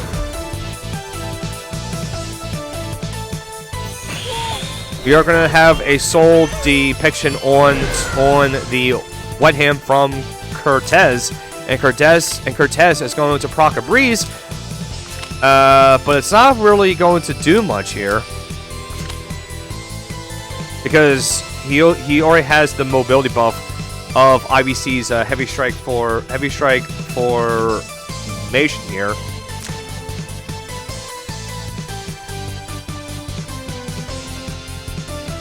And let's see what Sam is going to do next. Lost Ham and both hams are available for movement on the side of Santino on the right side. And Sissy White did bring out a Lancer troop. Going to be standing in between McLean and the Lost Ham here, with Sissy White in guard range as well. Lost Ham is going to move back 1 square and is going to proc a breeze there. And let's see what Fancy Sun is going to do next with his final movement of Lost Ham here. As we see, there is a portal right in front of the ham here. And wherever Fancy is going to grapple, he will be unable to move here because of the stream tile. And the tiles only allow you to move 2 blocks. So he could technically move just 1 block. So it could be enough. So Lost Ham is going to be moving all the way up, is going to be moving up top here. And now Wet Ham is going to be the final movement for Sam here. Now take note, Sam does have the soul proc from Cortez on the Wet Ham here.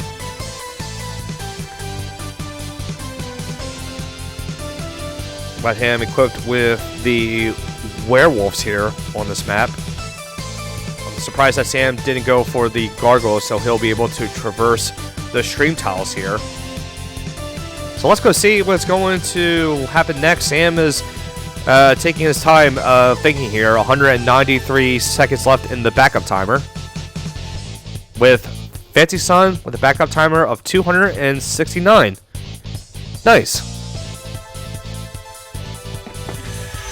And it looks like Wet Ham's going to be moving in between the Sissy White, the Lancer, and the Lost Ham. But he was able to get a King's Crown proc on the Lost Ham. But now, the Lost Ham of Fancy Sun is moving up now. He's going to be going in for an attack on someone here. And there's going to be a Furious Duel on the Elwyn. So the Elwyn is stunned. But let's see if this will remove the first life or not. And it is enough. 28,000 damage has been dealt. And now the Elwyn is stunned and with no additional life. But now the Lost Ham has nowhere to go except onto the forest tile near the group of Sam here. So now Sam is able to get an easy kill on the Fancy Sun here. On the Lost Ham of Fancy Sun. The thing is, though, who is Sam going to use to kill off the... is going to use to kill off the Lost Ham here?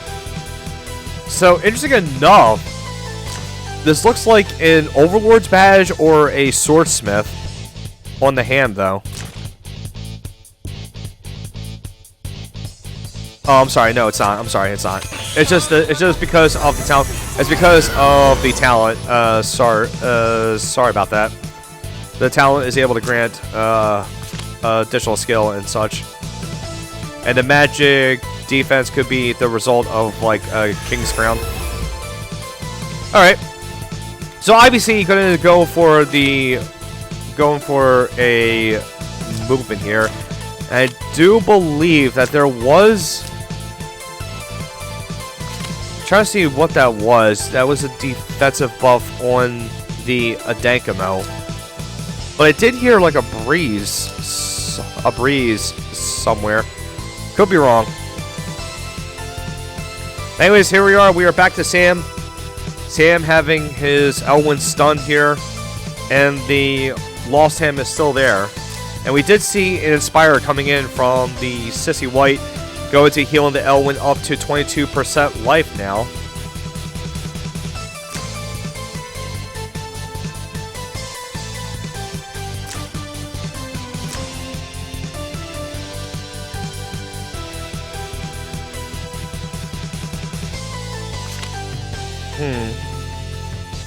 So I'm curious what I'm curious what the plan of Fancy is to do here. Now, the stream tile will be gone though in the next turn. So we could be seeing another terrifying wave coming up for McLean here. To just to go and get just to get a refresh on the stream tiles here. We are going to have a grapple going off. Going to be able to get that proc on from the town here. And let's see if Sam is going to get that kill though onto the Lost Hand. But we do have a 3C going off, and this will have enough skill to beat. And Fear Soul is going to go off, and now the Lost Hand of Fancy Sun is stunned, but is unable to be killed here. And Sam is going to grapple onto the stun Elwyn here. And let's see what Fancy is going to do next here. Dykamo, Lucretia, and Cortez are still available for movement here. Cortez also equipped with the poison bat mages too. So before he goes to initiate an attack, he's going to apply a random debuff. Let's see what Fancy's going to do here.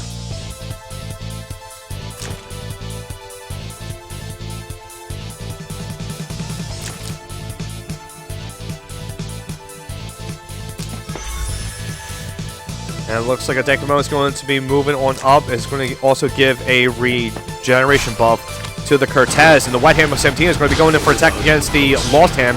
And the Lost Hand will fall. And now we have the debuffs going off from the White Hand talent.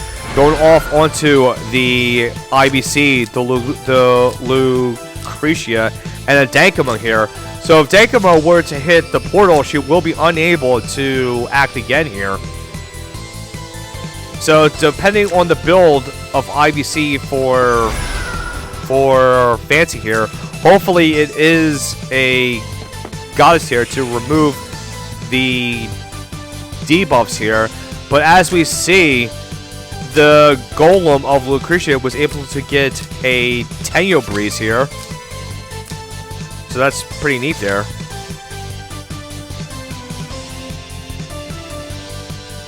And McLean's going to be going in for a terrifying wave, and is also going to apply some more of the stream tile. So now the forces of Fancy is stuck here.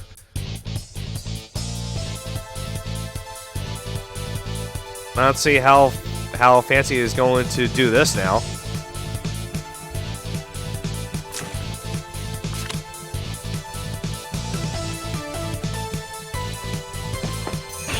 We are going to have a Mimic going off here, and Cortez is going to copy the Holy Class off of IBC, and is going to take the portal here, and he will be able to go up to the single water tile here, but instead he's going to take place in his into the bottom of the map. But but here's the thing, Cortez will be unable to go in unless he's going to take control of the tower, and his 3C is going to go off here, and let's see what kind of damage will be dealt here.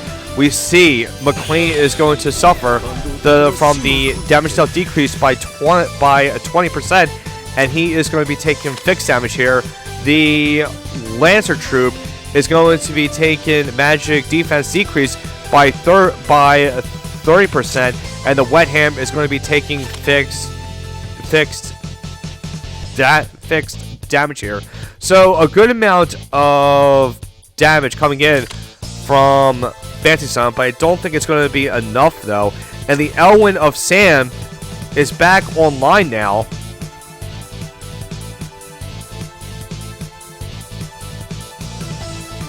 And let's see what Sam is going to do next here. Because that Cortez. So here's the thing.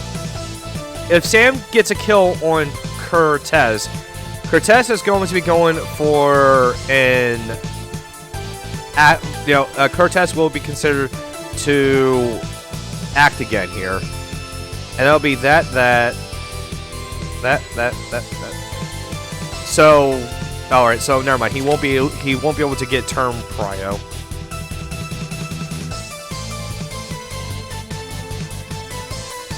But this Cortez is more than likely dead here. But it looks like Wet Hair is going to be going in, going to be dropping the sword of Alhazard on top of the portal. And unfortunately, this will not erase the portal because the sword is considered a unit here. And we're going to see an air slash going off here. But I do believe it's only going towards the Steve. Actually, going for the Dankamo, and Reflect is going to be off. So I wonder if the White Ham is going to kill himself. And oh, he does get the kill on the Dankamo. And now the Elwyn is going to be able to heal. And now we are going to have a shift coming in for Luke.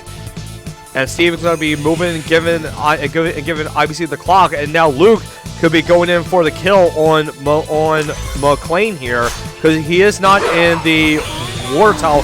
Cleanse will be the play. And McLean will fall. And now it is a 3v3 here.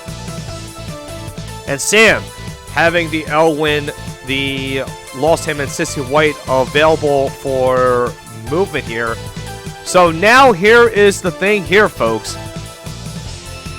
If Sam is able to get a kill on Cortez, then Sam is going to retain get turn priority from Fancy Sun here, and that seems to be the case. We are going to have the 3C going off here, and let's see if it will be enough. It should be enough, though. 3C is going to go off. Cortez will fall now, and Cortez will summon a puppet version of himself. And now we are going to see an IBC attack on the sword. This will remove the sword here, and this will also refresh the buffs on both Sissy White and Elwyn here. And of course, it will give a coin for Sissy White, and now Sissy White is going to be able to go for an act again on the Elwyn here. And Lawson is going to take his place in the forest tile on top of the map here.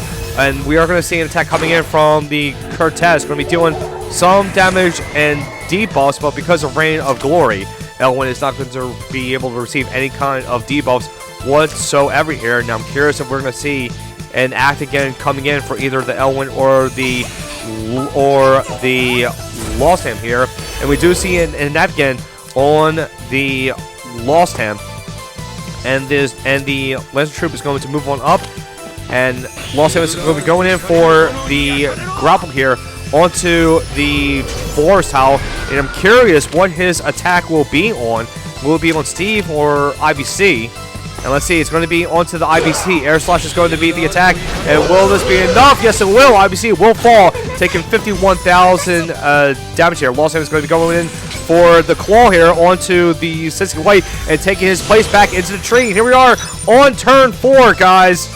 And it's not looking good for Fancy Sun, Lucretia, and the Cortez puppet available for movement here.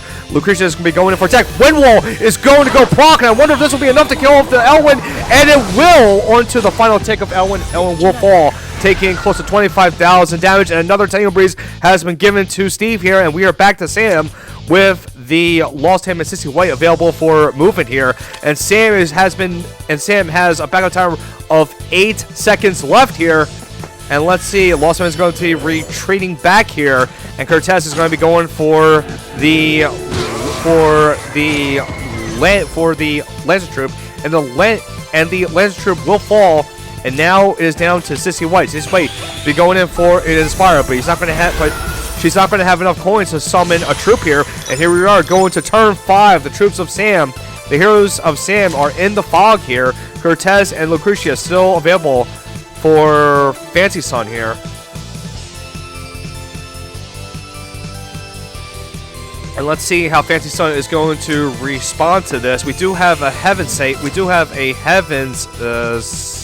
Sanction, but now because of the clock coming in for the Lucretia does have the Cleanse, and she's able to go in for an attack on to the Sissy White here and get the kill, and that is going to be the play. There will be no Daybreak, but it's not enough. Interesting enough, Sissy White will survive with 43% life here, and that cleanse, and that's a lot of, and that is a lot of MDev onto that Shrine Maiden there.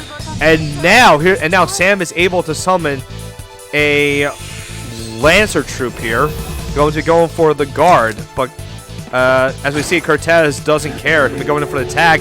The Lancer troop will fall down to 2k life here. And now Cortez does have the hook now. Going to be going for the hook onto the Luke. And he can go in for the stun onto the Lucretia here with the 3C, and that will be the play here. And this is looking pretty good for Sam here. 3C is going to go off. Lucretia is going to lose her first life here. And now here we go with the lost time. The lost time is going to stand in place, and a breeze is going to be produced. And here we are, turn 6. And all that is left for moving for Fancy Son is the Cortez, Puppet, and Steve. But Steve is going to be going for the shift here, going to take Lucretia out of range, going to give the magic pulse to her, and Lucretia is in the safety in the backline here. But I don't think it's going to be enough. We are going to have an attack on the Cortez Puppet that will kill. And now the debuffs are going to be spread all over the place here. And we do have a decay debuff onto the hand now, but that will not matter, because we are going to have an act again here. The Lance Troop is going to move. We are going to see an air slash onto the Lucretia here after the grab, of course. And Sam is going to take out the Fancy Son here. Interesting enough, going for a range attack here, but that will not matter. The Lucretia will fall, and Fancy Son is going to retreat, and this will leave only 2 more players on the side of Aurora to take it back here.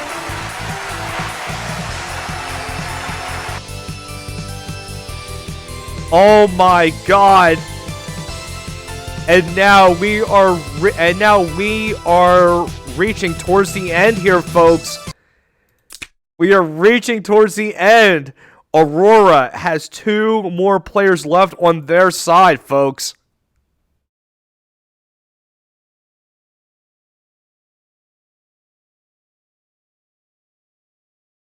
This is insane.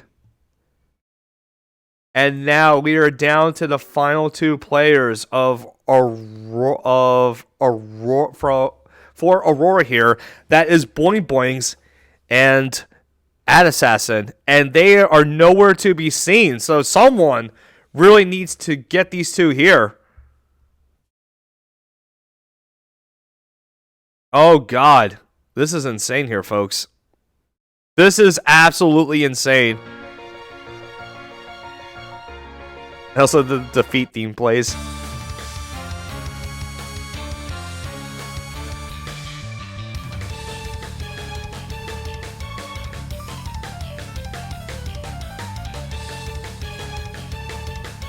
Alright, so let's see what's going to happen next.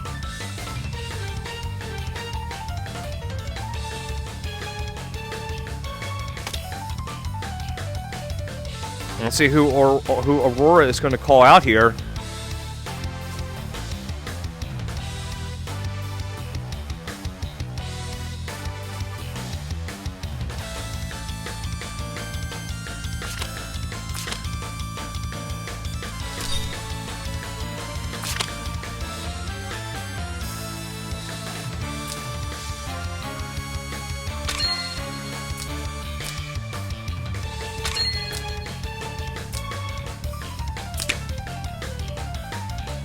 Oh, it looks like Boing Boings is going to be next.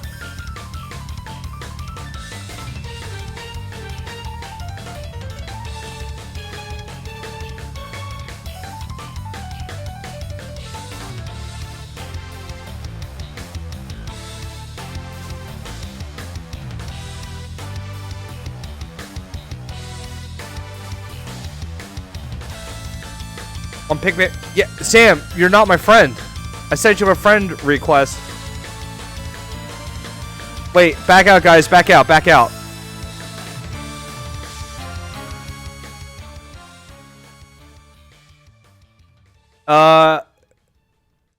Hey, Sam. I'm not your friend in Lang, my dude. I'm not friends with everyone. How can I watch the game if I'm not friends with any of the players that are up?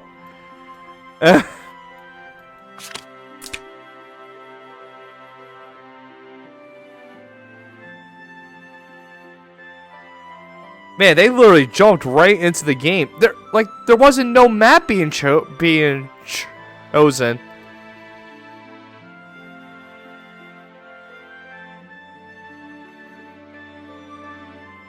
How are you guys on pick ban array if the map hasn't been chosen?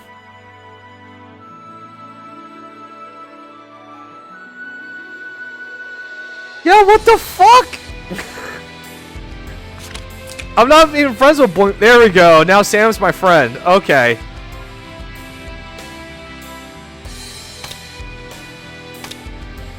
Oh, God.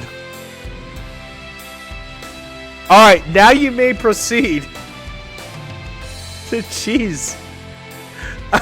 You're getting way too hype, Sam. Easy. Relax. Alright, guys. So it's going to be Sam Tino versus Boing Boings here. Boing Boings is going to be the person before 50-50 or Ad Assassin here. But let's go jump right into it, guys. Oh my God. Okay, so Boing Boings coming in. It's going to be being played on the Shipwreck Strait. So this is one of the new Apex maps. So this is going to be pretty cool as we see water tiles all over the place. So allow me to introduce you to who Boing Boing is. Boing Boing is going to be the second to last player representing Guild Aurora here. His favorite playstyle is tank push. His favorite character is Little Elma. And it's not Lightbringer, it's Elma. You see like the big thing with the candle and the cross? Yeah. That's her. She was a healer before she became a beast of a tank. So, now you know. Anyways, going back to the pick and ban, as we see, McLean is going to be the first ban for Boing Boings, and Sword of Light and Shadow is going to be the second, and Sam is going to have his Sword of Light and Shadow be in the ban here, and Lightbringer is going to be the first pick for Boing Boing here. And let's see who Sam is going to ban on the side of Boingling. We do see Aurora in there. Aurora is pretty good in a tank push comp. Also, it gives Boing Boing, you know, a tank push gives Aurora time to gather the elemental messing for him to transform into a super powerful dragon here. And we see Rosenseal and Sword of Light and Shower going to be the bans, and McLean is going to be the first pick for Sam here. And now it's up to Boing to ban 2 more heroes on the side of Sam.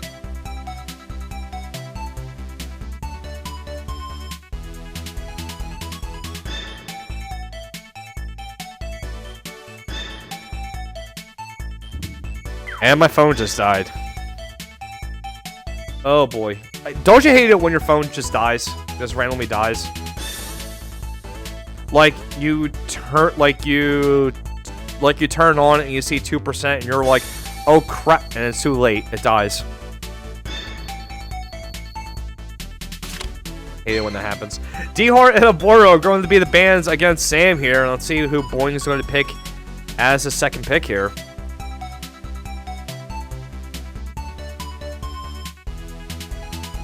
And Gintoki is going to be the second pick here. And now it's up to Sam to ban 2 more heroes on the side of Boing Boing here.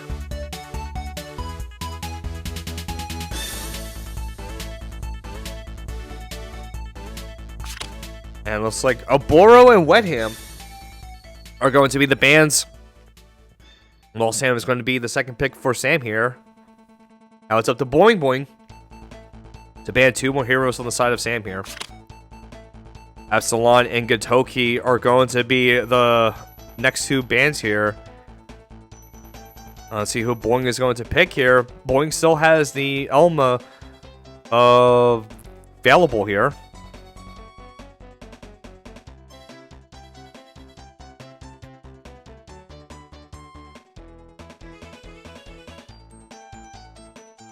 Two healers are out there for Boing. And interesting enough, he's not picking one. Which is very, very surprising. Alright, Boing Boing taking his time to choose who he wants. 25 seconds left in the backup timer. Santino with 53 seconds left in backup timer. Now, if a player is unable to make a decision when the timer hits 0, then the game will automatically pick a hero for Boing Boing. But that timer is slowly going down, and Lucretia is going to be the third pick for Boing Boing with 8 seconds left in the backup timer. And now it's up to Sam to ban two heroes. Those two heroes will be Lost Him and IBC. IBC is going to be the third pick for Sam here. Now Boing Boing going to ban two more heroes on the side of Sam. Sissy White, Elwin, Rosensill, Wet Ham, Sherry, Lightbringer, and Lucretia availables. And here we go. Boing Boing is going to be going back to the backup timer. 5 seconds are left, and Lightbringer and Lucretia are going to be the bans against Sam. And now Boing Boing is going to go and choose his fourth person here. And D-Heart is going to be the fourth pick here for Boing Boing. Now we're back to Sam.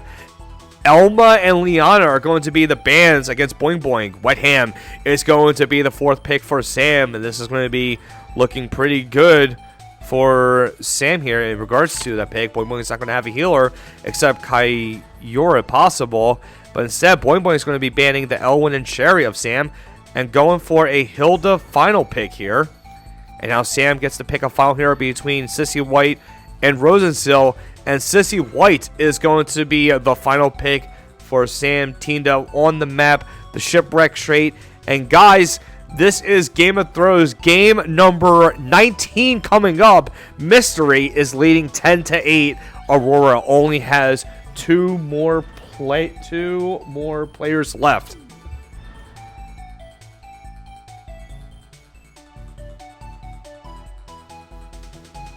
Also, again, would love to give a huge shout out to everyone who is tuning in and watching this amazing game coming in. Just like, well, yeah, but it's like I didn't realize it that it died, but I did place it on a pad and it didn't like charge, so I'm gonna go and plug it into the USB. Okay, it turned on.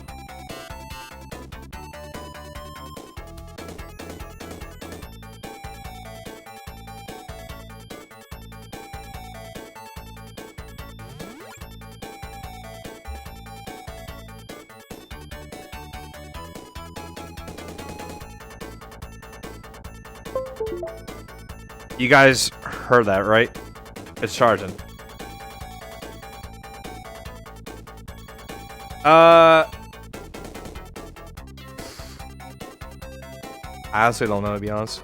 Is D-Heart sniperable through the auras if Sam brings hoplites? I honestly don't know.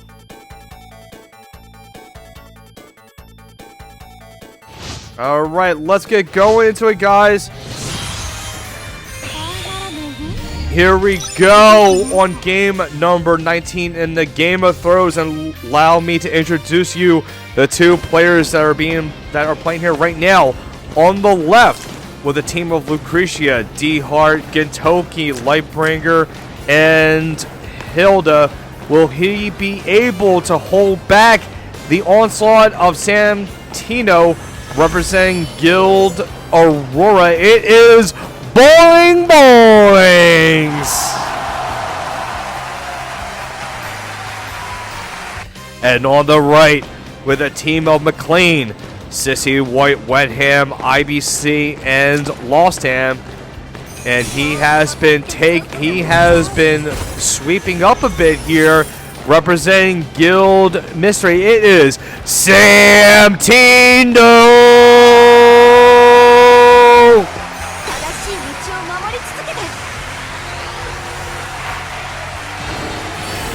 As we see here, we did have the Gintoki being the first move for Boing Boings here. Lightbringer is going to be moving up.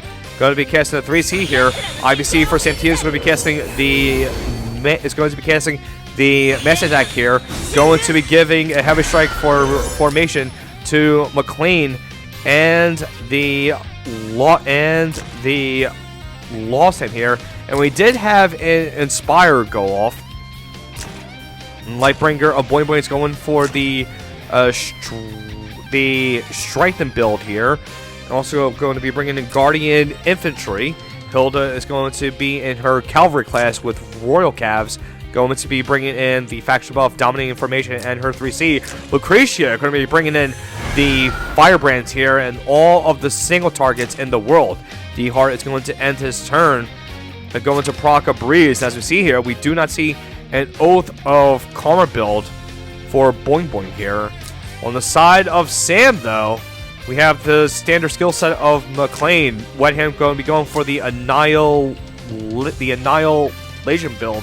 Lost Ham is going to be bringing in Faceless with Quicksand Devourer and his 3C. IBC going to be bringing in the Mass Attack build with Unicorns, and Sissy White going to be bringing in the Inspire build here. So interesting enough, Whiteham is going to be equipped with Werewolves instead of Gargoyles. So Sam's going to be taking the long way around the boat here. Going to be traversing the terrain here. We are going to have a Lord of the Stream going off. But interesting enough, going off onto the side of Sam and not onto the side of Boing Boing to stop Boing Boings from moving up towards the ship here. McLean is going to be a tile above to where the wood planks are at now. He's going to be taking his place in the water tile here. Sam is not choosing to move after the Spirit Boots proc. Let's see what Boing Boing is going to do next with Hilda and Lucretia available for movement here.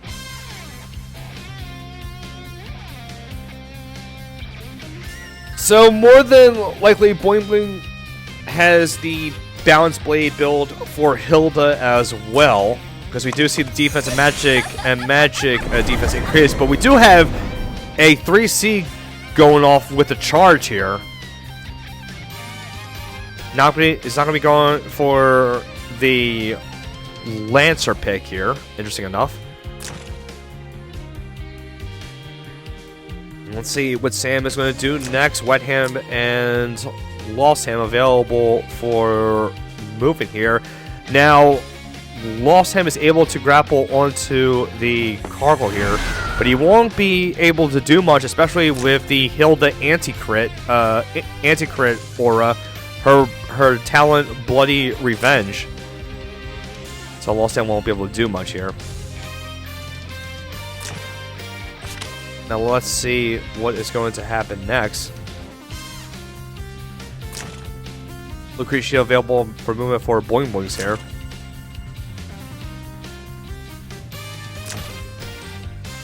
We did have a Breeze going off for the Ham here. Interesting enough. So it's not Clock Ham, it's Breeze Ham. So Sam will be able to go in, drop the sword, but won't be able to. He could try to get out the first life of Lightbringer here. 1, 2, 3, 4, 5, 6, 7. Drop the sword. Yeah, it could. Could do it. Should he? Not. Don't know. Don't know if he should. Alright, so Boing Boing's taking his time what to do now. Lucretia is still available here for movement for Boing Boings, but won't be able to do much here because Sam is staying on his side of the field here. and Lucretia is going to stand right behind the Lightbringer with her golem in between Kentucky and D-Heart on the back line here. Boing Boings is emoting so dead. I don't see why though.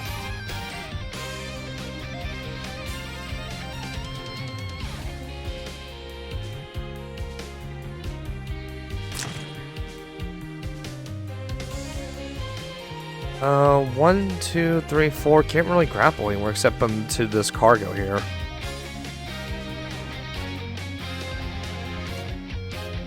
Alright, now Sam up next with the Lost Sam here. Not gonna be really doing much. Could just move here and just wait.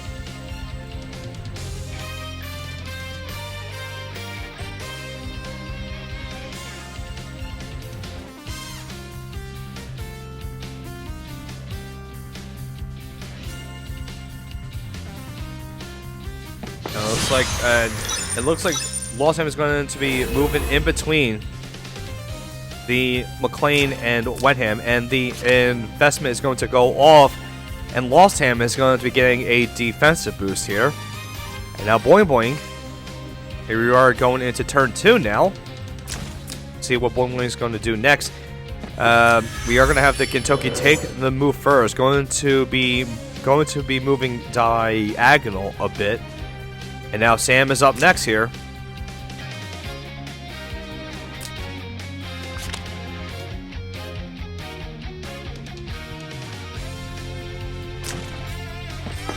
And we are going to have a Tenyo Breeze from the IBC onto the Lost Hymn of Sam.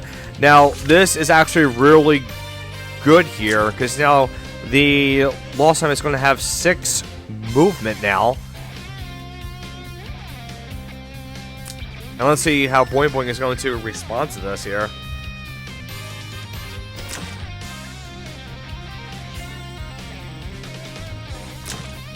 And the D-Heart does have 7 mobility here.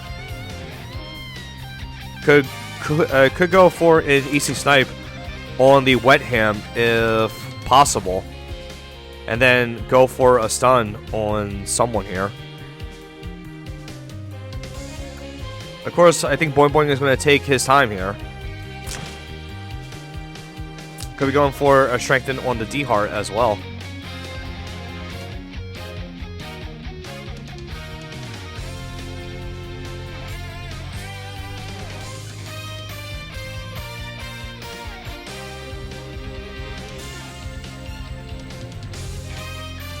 We're just waiting.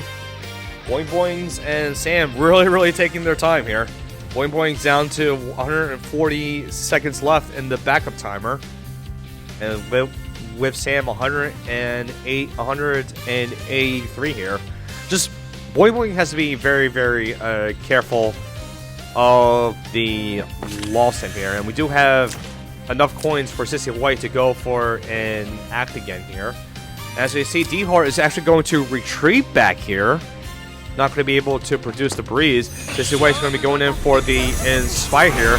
Going to give an additional movement to people who don't have a faction buff. And the Lancer Troop is going to be spawned for Sissy White. Lance Balance is going to go off for the Lancer Troop here. And let's see what Boing Boings is going to do next here.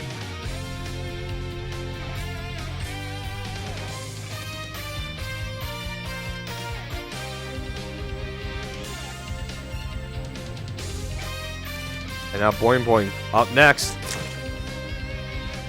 Both players are being very passive, not to advance too far here. Hilda's going to be going to cast her faction buff, which will affect herself, Lou, and Lucretia here. Let's see how Sam is going to respond here. Lost Ham, McLean, and Wetham available for movement here for the side of Sam Tindo here. We do have the stream tiles being applied on the side of Sam here.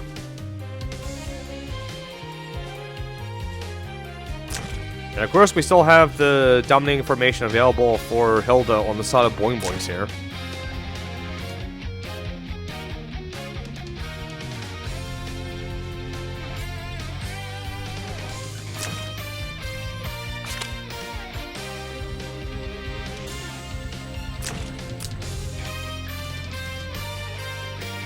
And it looks like McLean's going to be going for a terrifying wave here.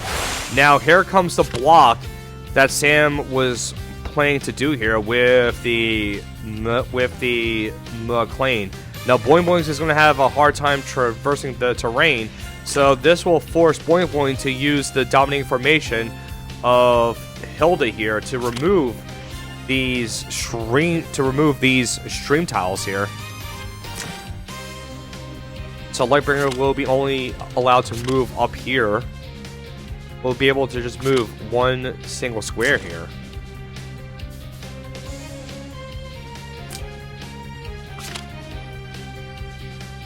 And McLean is not in range to receive any kind of damage whatsoever here from this Lucretia. Steve is going to move, and Lucretia is going to end her spot and is going to end her turn in place, giving a damage dealt increase to her golem here. And now we're back to Sam with Lost Hem and Wet Hem available for movement here too.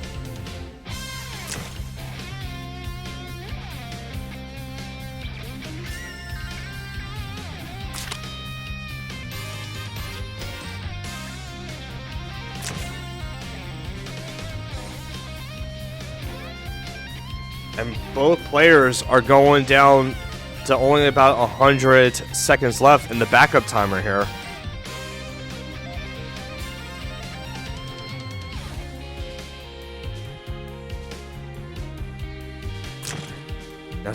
Now Sam does have six movement here with the Lost Ham, so he can go in and try to do some damage onto the Gintoki, or Sam could go in with the Wet Ham and get rid of the crit here. But no, we are going to see a grapple going on with the Lost Ham of Sam, and we are going to more than likely see a quicksand devour onto the Gintoki of Boing Boings here. But I don't think it's going to be enough though because of the anti-crit aura. But let's go and find out. Quicksand devour is going to be off, and Lost Ham is going to get the kill on the Gintoki of Boing Boing. That was a great kill coming in for Sam, and now the Wet Ham debuffs are going to be going all over the place. It's going to be going onto the Steve, the D-Heart, and the Hilda now. That was an excellent kill for Sam here, and Sam really needed that kill on the Gintoki. Now Boing Boing is left with Lucretia and D-Heart here as the heavy hitters, and the crazy part is that the Wet Ham can go in for the kill on the D-Heart, because D-Heart cannot be guarded by anyone here. Now we are going to have a strengthen being placed on the Lightbringer of Boing Boing, and now all we have left is the Wet Hem of Sam, but Sam can just go in with the sword and be able to take out the D-Heart here.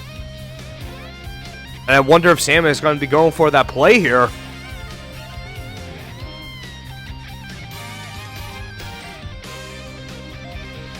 He could go in for so many kills here. He could be going in for the kill on Steve, on D-Heart, anyone. But it's just the fact that, yeah, he's going to drop the sword. And be doing a good amount of damage to everyone here. Lucretia is down to 78% life. D-Heart is down to 86% life. And now all Wet Ham has to do is go in for the teleport on D-Heart, but instead going to be going to the Hilda, going to teleport to the bottom here, and now Wet Ham is going to be going in for the attack here. And it looks like Sam, yep, is going to be going for the attack on the D-Heart, going to use the Annihilation skill, but I do believe a regular attack is just enough And now we are going to have the rest of the debuffs being placed on the whole entire team now. And this is not good for Boing Boing because now Wet Ham has free range to kill whoever he wants here between Steve and Lucretia because of the Wet Ham talent. And McLean still has yet to do his 3C, so he can go for the next kill on anyone else here. So Boing Boing has to think here. Should he go for a dominating formation to stop here? But it looks like we are going to have a Lightbringer going for the attack on the sword, going to get rid of that damage reduction there. But now Wet Ham can just go in for an attack here. And let's see what is going to happen next. Santino back up, though. Looks like Wet Ham's going to be going for the attack on the puppet, and this will be an easy kill here. And now the debuffs are going to be refreshed on everyone again. And Wet Ham's going to move on up right next to Lucretia. And this will cripple Lucretia greatly because she doesn't have the range now from her golem. And now we are going to see an attack. This will more likely be a Dark Reaper. A free strike, interesting enough, and it is enough, though, to kill off the Wet Ham. But here's the thing. McLean can he actually go in? Not quite, but we are going to have a dominating formation going off, and it is not a balance blade at all. Since we see there are only 2 squares here, and now the Lost Ham and McLean are going to retreat back to the side of Sam here. We are going to see an Inspire go off, and I'm curious if Sam is getting ready for another heavy strike formation here. Sam is going to so what I believe Sam is going to retreat back, refresh on all of the cooldowns of everything, and just go in for the final blow against Boing Boing here.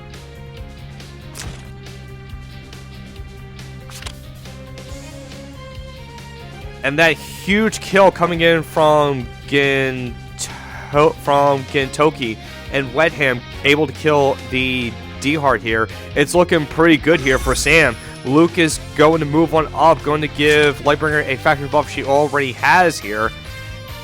And Sam is just moving his units around here. And yep, this is the plan here. So we do have the formation being formed right now for Sam. And IBC is going to go in for a heavy strike formation here. Interesting enough, he could go with an act again for IBC over here and go in for a kill on one of the tanks here.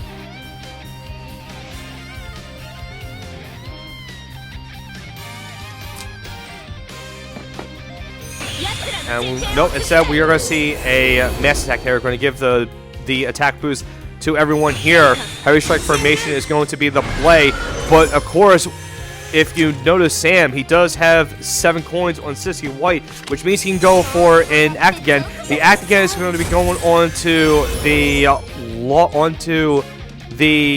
Lost Time here, and the Lancer Troop is going to be going for the guard on everyone here. The grapple is going to be the place on the Hilda here, and the crazy part is that Lost Ham is able to attack from there, and this is looking pretty good for Sam here.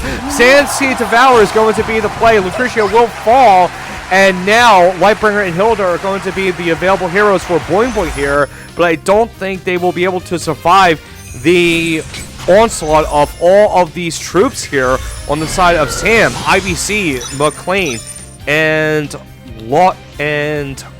Lost Him here. Lost Him can go in for the sun on Hilda, but we are going to see attack. Fury Stool is going to go off, and it's not going to be enough though, but it was a good amount of damage going towards the ham now. But now the Lightbringer is exposed here, and she will be able to take the crit here. Riptide Current is going to be the play, going to remove some of the tiles here, and Lightbringer will be unable to reach the Hilden now. We are going to see an attack coming in now, a melee attack. Interesting enough, it is going to be Swirling Winds. I mean, Swirling Whirlpool, and it's not enough. Hilda will survive because of the Bloody Revenge proc here. Now we're going to have attack from Lightbringer, going to be going against IBC. Not going to be doing much there because of the Unicorns against the Guardian Infantry here. And now IBC Lost Him and Sissy Way are available. Lance Phalanx is going to go off, which means Sissy Way is going to have to take her turn. We're going to see an Inspire coming up. IBC is being healed up to 56% life. Lost Ham to 57 here. And let's see what Sam is going to do next with IBC and Lost Ham. We're going to more than likely see an IBC play coming in here. Iron Blood Gore is going to be the play. And interesting enough, going for a melee attack here. And this will allow IBC to attack first, and this should be enough to take her out. And we are going to have the Glory of the World go off here. And now the oh wow, Boing Boys is going to retreat. And now Mystery is on game point now. And now the score is now 11-8 now. Oh man, Samtito going in for the sweep here. And now all that is left for Mystery to take the crown is Ad Assassin now. Oh my god, guys. I hope you're ready for this epic possible finale here, folks. Oh man. All right, so we have to call for Ad Assassin here.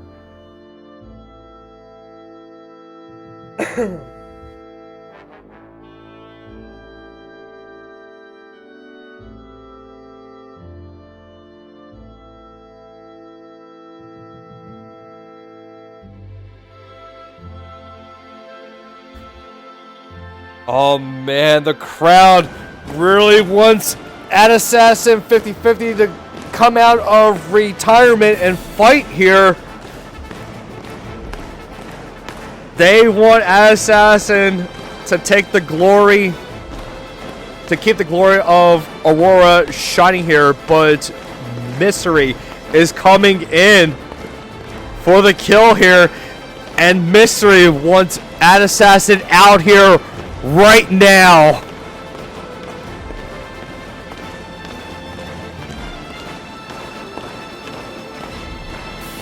Sam is looking for blood, and he's going to get it.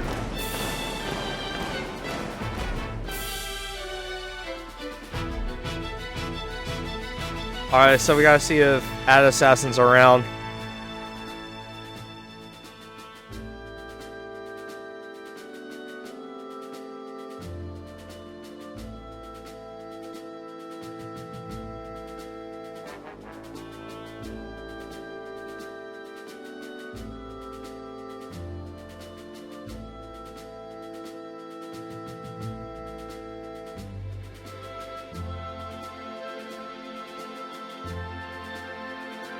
Hand over the nerd to Sam, Zuko says. Bring me that nerd. Those words still reign supreme from Zuko from the first Game of Thrones as Zuko took 50-50 out. But now we're just waiting to see if Ad Assassin is around or not.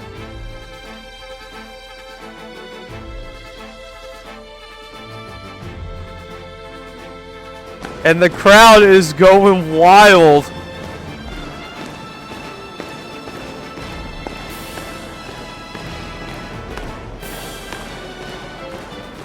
Mystery really calling out Ad Assassin here.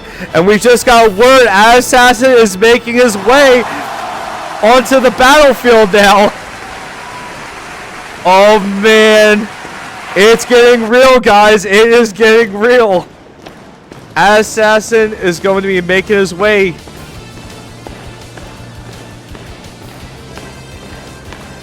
Oh my god. Let's see how well Ada will do here.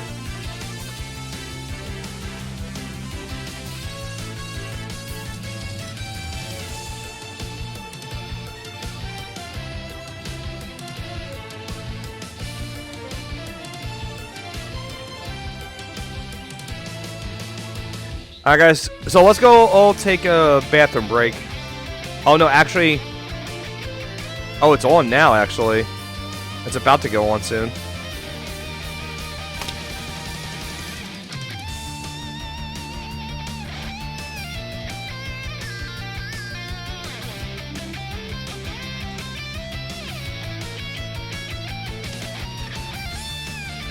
Well, guys, hold onto your pee, because I think the game is about to start very, very shortly. The map is going to be on the Shipwreck Strait, the Shipwreck Strait again here.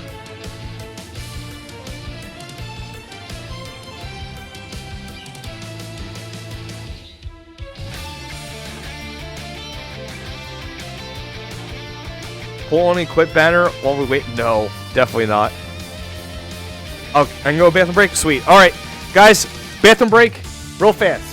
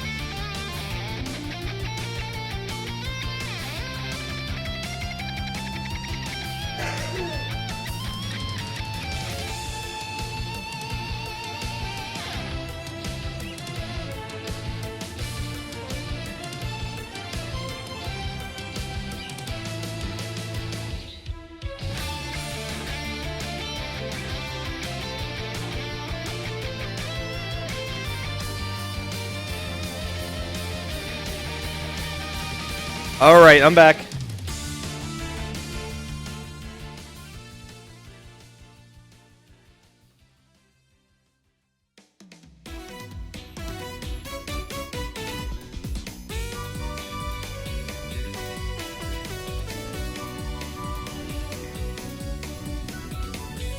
Alright guys, here we go on to the possible final game.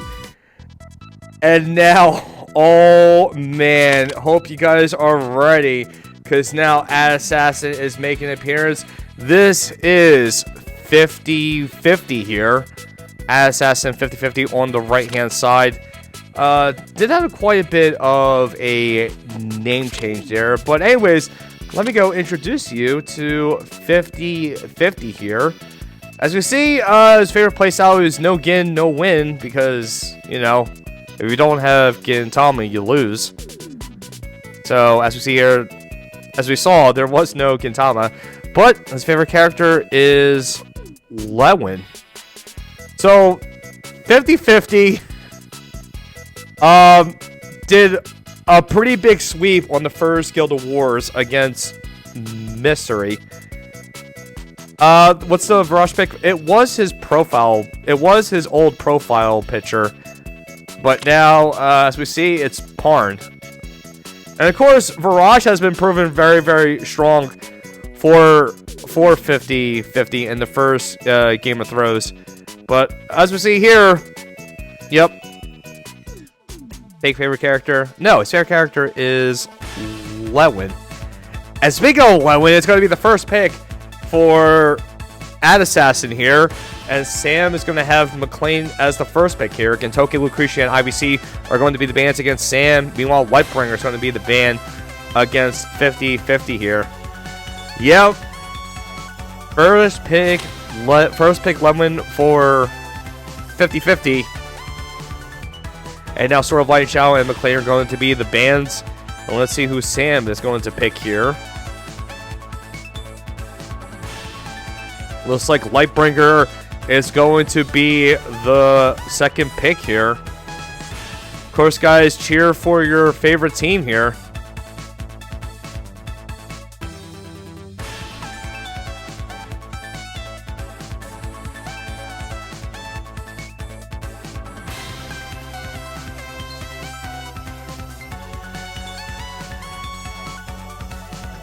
And 50-50 we trust. We see the cheering for 50-50 to reverse sweep here. And now we have two more heroes on the side of Anna to ban here. Know which two heroes Sam will ban.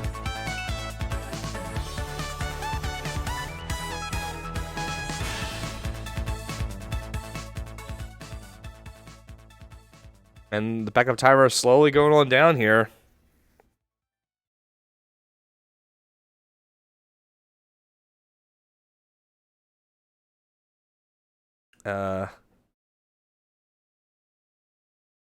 Damn. That backup timer is getting scarily low there for Assassin. 10. Oh, 9 seconds left. And D-Heart and Wetham are going to be the bands. Sophia is going to be the second pick for Assassin here. Kyora Sherry are going to be the bands. Rose is still going to be the third pick for Sam here. This will be very, very useful against the 3C of Lewin here, which is an AoE attack. And let's see which two heroes 50-50 is going to ban here.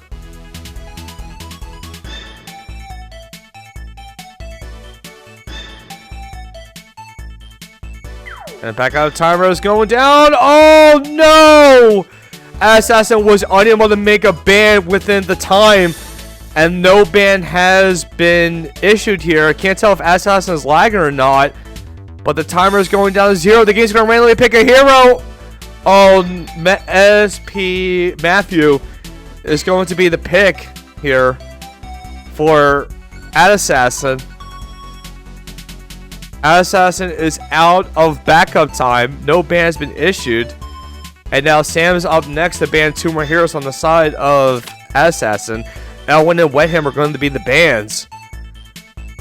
And Epsilon's going to be the pick here. And now we're back to Assassin to ban two more heroes here.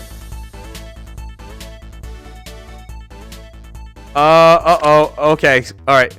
Aurora and Lostham going to be the next two bans. Ryu is going to make his appearance here in Apex. Lucretia and Kruger are going to be the bans. Let's see who Sam is going to pick here. Now, here's the thing. Matthew is able to buff himself and Ryu. Not sure about Lewin, though. And Sword of Light and Shadow is going to be the final pick. Now, let's see who's going to be the final pick for Assassin. As the timer is going down yet again. And the game is going to pick Suzette here.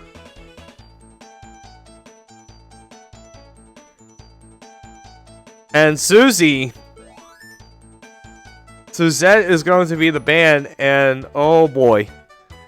And now, here we go, guys, on the possibly final game between Aurora and Mystery here.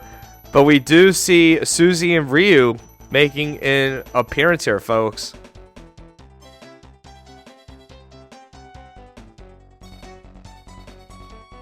RNG respects the waifu. Hell yeah.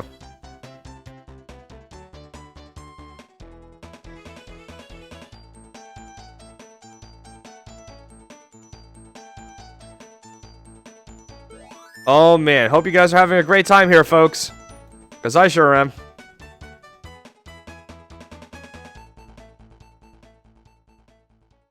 He said he tried to ban Z2 and Elwin. Uh-oh. Yep. Try to ban, and there was no, it didn't click.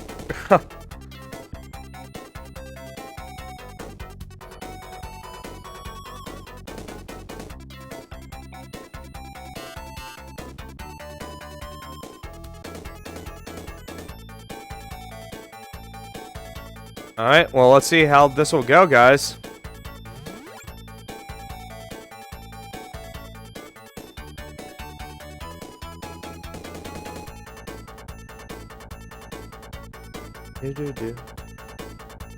The Super Bowl has Deflategate, Lang has Laggate.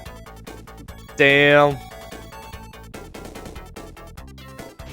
Alright, guys, here we go. On to the final boss here. And let's get right into it, folks. On the left, with the team of Lightbringer, Rosenstill, McLean, Epsilon, and Sword of Light and Shadow, he is going to try to go for the whole entire sweep. Representing Guild Mystery, it is Sam Tindo!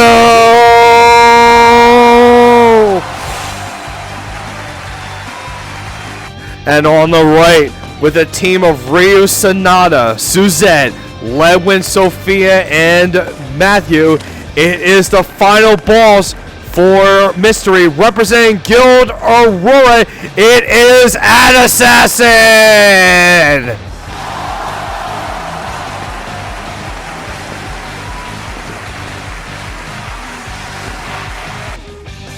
As we see, Ledwin is actually going to bring in 3C and guard skills here, interesting enough.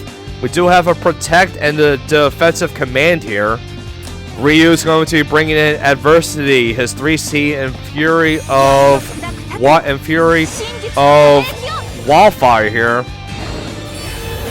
As you see, Lightbringer is going to be going in for the 3C, going to be able to faction buff herself and only herself here. Matthew is going to be bringing in Gale here. Gale, attack command, and Skybreaker drop here. No need for a faction buff here because I'm guessing due to the effects of Sophia here and Ryu. And Suzette going to be bringing in aerial bombardment, full fire, and rapid reloading. Sophia going to be bringing in radiant glow, heal, and rewind. All right, so Sam is rushing towards the middle. We are going to have a radiant glow going off for Sophia. Going to be granting everyone a mini faction buff and 30% defense here. And this is a lot of defense coming in from the defensive command and Sophia. 1509 defense for the Lewin. 1,125 defense for the Matthew. Sophia getting close to 1K defense.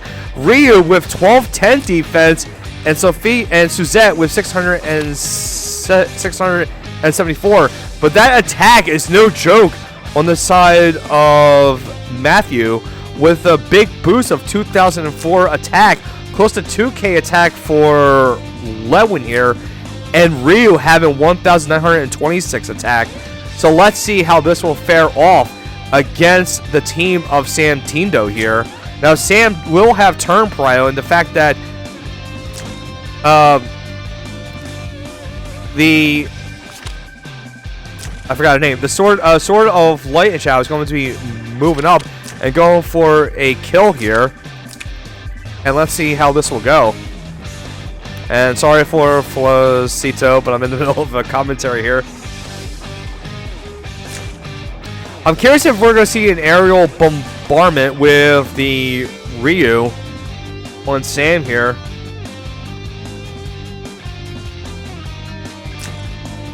Could be going for the kill. Oh no, Ryu is actually going to be moving on down here. Mass Crystal Hill is going to be the play for Sam.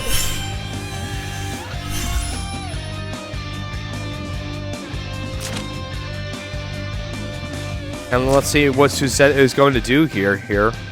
What Suzette is going to do here. I said here twice. Holy crap.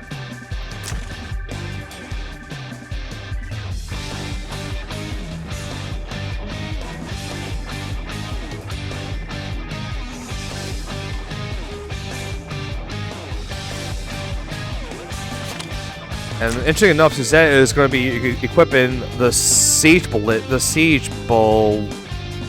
here. Looks like we're going to have a rapid reload going off and a King's Crown. And that rapid reloading is also going to grant a 30% crit here. And the King's Crown is going to go off, and Ryu is able to move 3. But with a bit of help of the aerial bombardment here.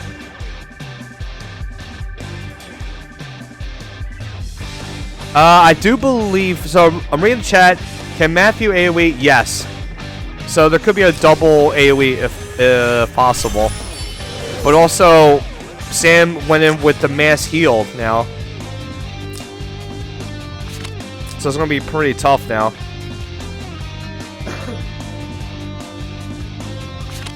But we could see a 3C coming up here. Could get rid of a good amount of debuffs here.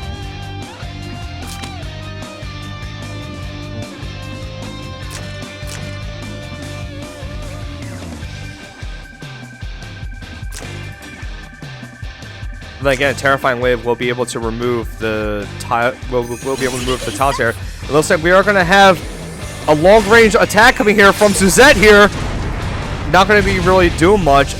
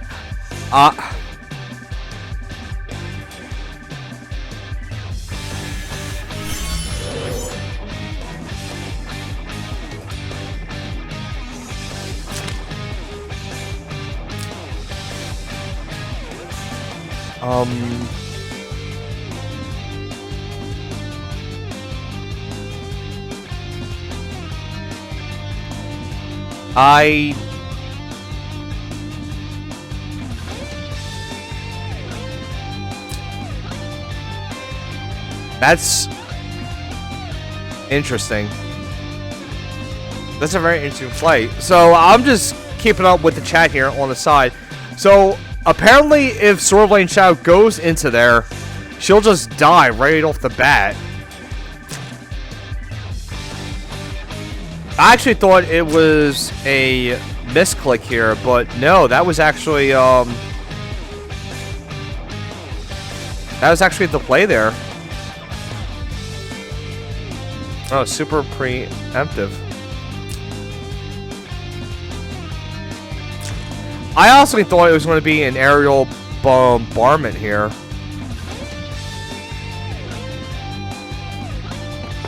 It looks like Ryu's going to be moving back, and that is a Tenyo's on the Ryu.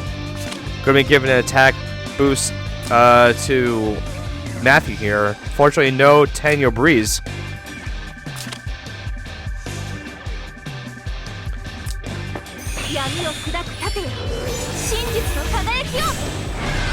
Looks like we do have a Breeze going off for the Lightbringer of Sam Tindo here. And Matthew is not going to be able to do much here.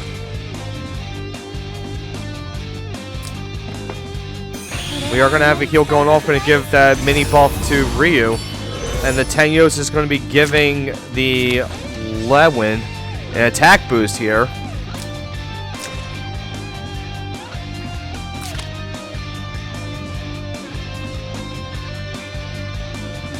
And let's see what Sam's going to do next. We're going to move up with McLean.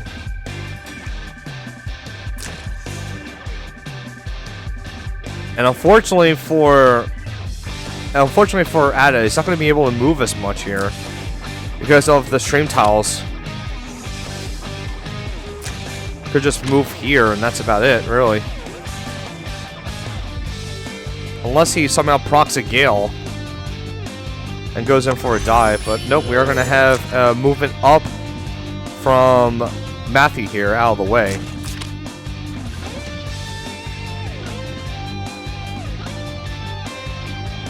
And let's see how Sam's going to react. We are going to have a crystal restoration onto the McLean here. McLean's going to be up to the maximum of 5 crystal barriers and going to give a Tango Breeze to the Lightbringer here. Lightbringer is going to be able to move 6 now. And let's see how Assassin's going to respond to this.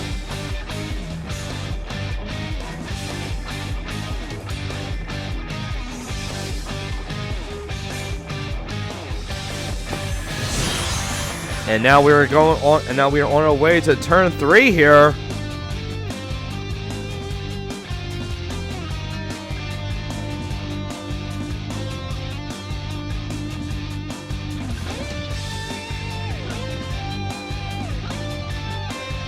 I'm just very impressed with that that bombing move right there.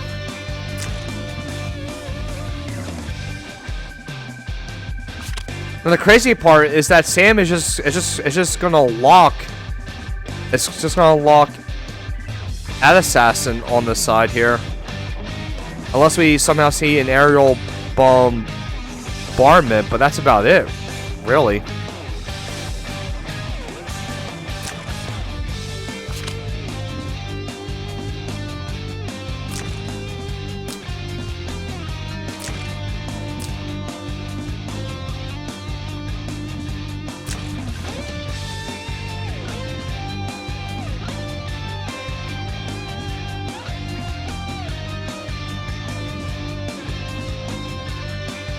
Very, very curious what Adam's going to do now. 80 seconds left in the backup timer. Ryu, Sophia, essentially the whole team is available for movement here. But those stream tiles, we are going to have an aerial bombardment going off, going to put Ryu to the front line here.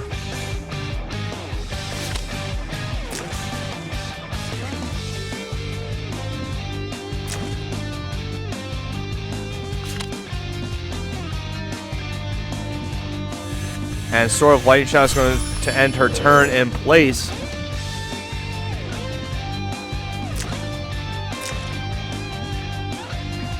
Now this will, if Ryu does end his turn, all right. So there it is. So his talent was able to go off now. The Arms of Wildfire here.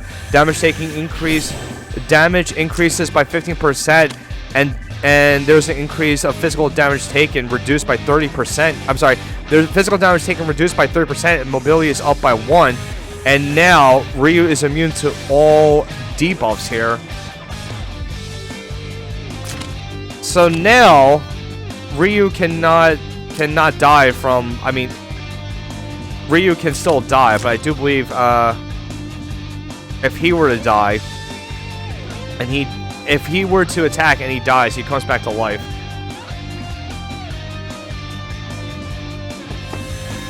And McLean's going to be staying in place, and a breeze is going to go off, and let's see what Matthew and Sophia are going to do next on the side of Assassin here. We're going to probably see another 3C coming in from Sophia here. Going to give everyone that boost. But again, look at these huge stats here coming in for Assassin here.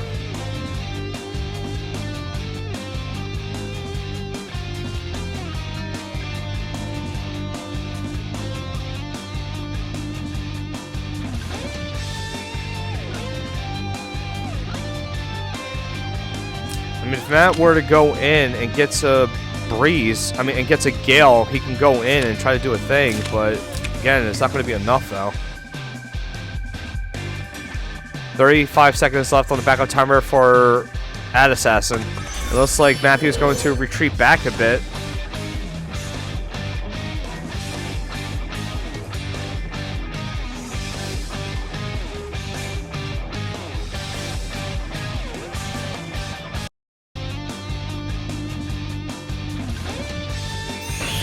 We are going to have another Crystal Restoration being the cast on Sword of Lightning Shadow now. And it's not going to be going so well, though, because now we are going to have the Radiant Glow go off for Sophia. Going to be giving the boost to everyone except to Sophia here. I'm sorry, to Suzette.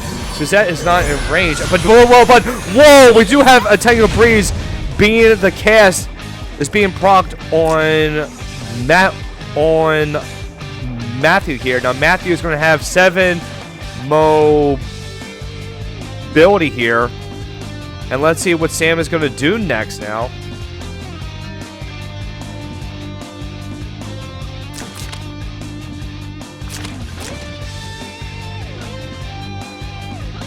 Now Suzette could go in for a rapid reload and get all of her cooldowns back online for the next turn here.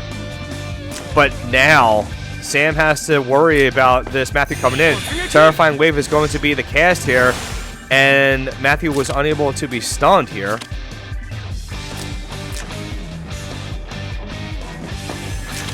I'm sorry, that's a path. So is water at first. Alright, so let's see. We can see a 3C coming up for Lewin here, but we are going to see a rapid reload coming in for Suzette and a King's Crown proc onto the Sophia instead of the Matthew. And now Suzette has all of her skills available here. And now Sam with Epsilon and Sword of Light and Shadow, Lightbringer and Rosendale available for movement. I wonder if we're going to see a Miracle being the cast here. Or we could just continue. Alright, so we're going to see a Strengthen being the cast on Sword of Light and Shadow. And I wonder if Lemon's going to cast his 3C now.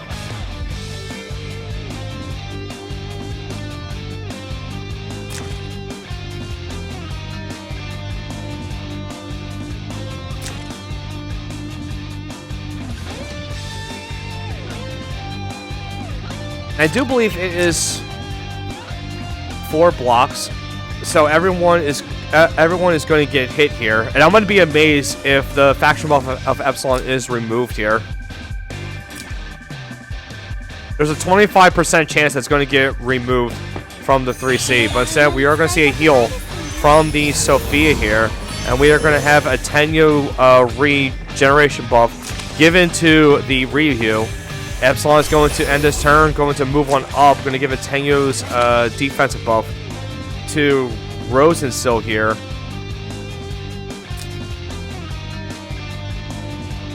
And we are going to see a 3C coming in from Lewin. Soul Fury is going to be the play, and let's see how much damage this will do. Going to be doing a good amount of damage to Sword of Light and Shadow here. And as we see, the Mirror Light was able to stop one of the buffs from being debuffed, but we do see the faction buff being removed from McLean here, and we still see that Sword of Light and Shadow is going to still have her buffs here, but she is going to move out of the way here. And Ryu is up next, going for a kill on McLean here. 1, 2, nope, no, sorry, not quite. But we could see an AoE coming in from Matthew here, but instead we are going to have the Ryu stay in spot, going to give an attack boost to the Lewin here. And now the Rosenstill is up next for Sam, and the Miracle is going to be the cast here, and she will be taking that debuff from the hollow ground here from Lewin here, and it's going to have one of her buffs removed, and Matthew's going to move. Is going to move up here. Not going to be going for an AoE just yet here. And this is looking really, really interesting. Sam is not really doing much here, but Ad Assassin able to get some damage done to the group here. And just look at the amount of defense coming in from the group of Ad Assassin here.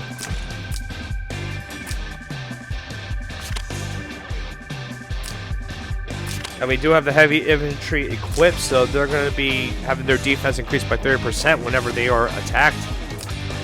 But McLean to be able to do a good amount because these glacial elementals are magic damage. But Lewin Well, I'm sorry. No, the 3C is going to ignore guard.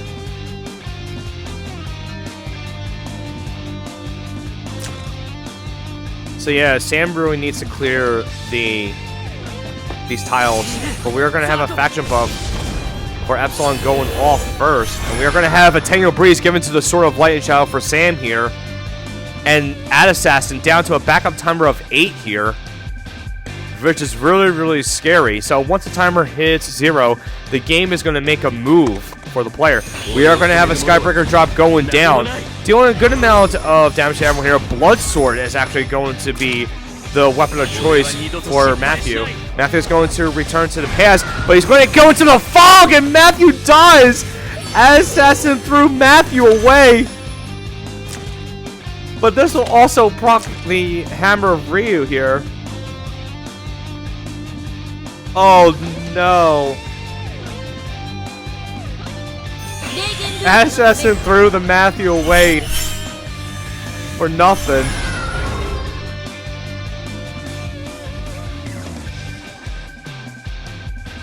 And he had the Gale too. He had the Gale. It was just at the wrong spot.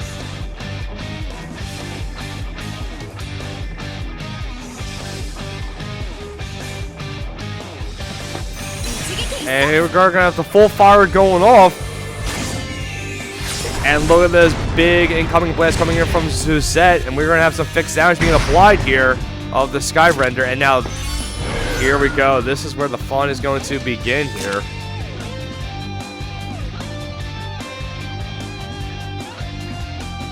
Now Sam has to worry about the center of the map under full fire from Suzette here. Riptide Current is going to be the play here. Going to remove all of those tiles now. And now McLean's going to be going for an attack against Ryu. Swirling Whirlpool is going to be the attack.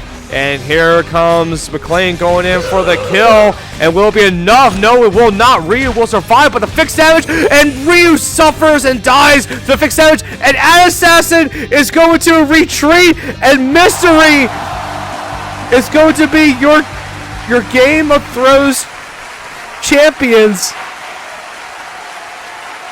Santino with the sweep.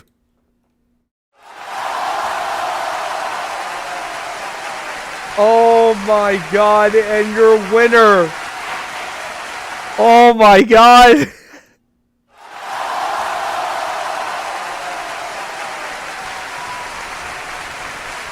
Oh my god. And your winner of the Game of Thrones, everyone, is Mystery.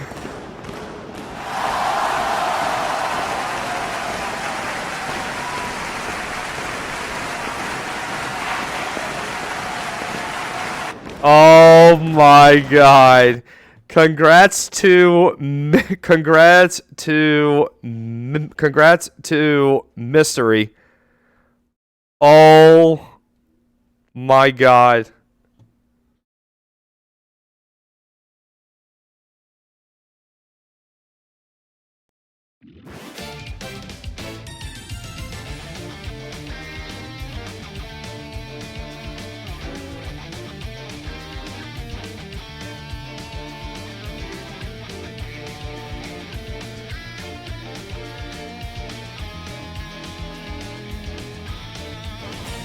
Oh my god. Mystery. Congratulations to Mystery for being the final boss of Aurora.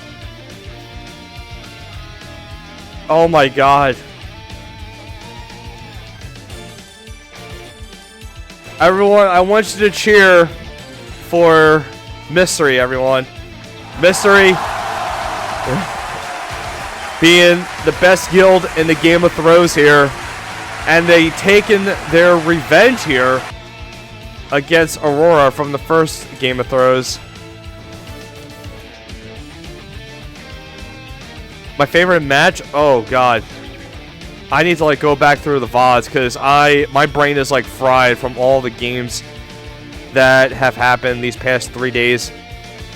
Favorite match and favorite moment.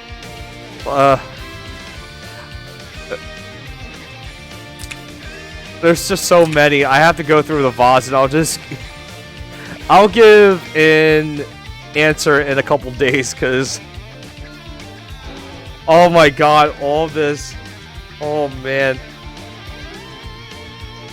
I'm so brain dead. Yeah, I think everyone likes the Ada killing himself. The Gale proc was just... I hope someone actually clipped that. Oh, YZ, like, taking control of the broom. Like, that was insane.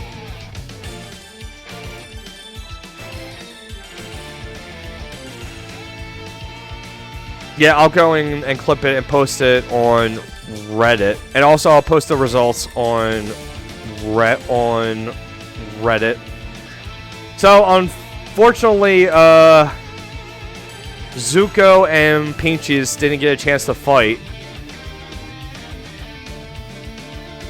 It was Zuko, Pinches, and Sakara's. Yeah, and Sakara's. Yep. I'll do that. Alright. So I'm going to take a moment to talk to the chat before I end the stream here.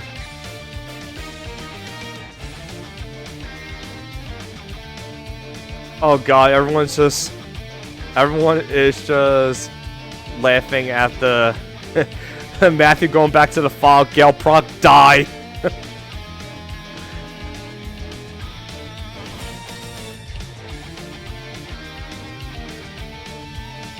Well, I'll be able to post it up on YouTube, because I didn't do that for the first Game of Thrones, and we lost all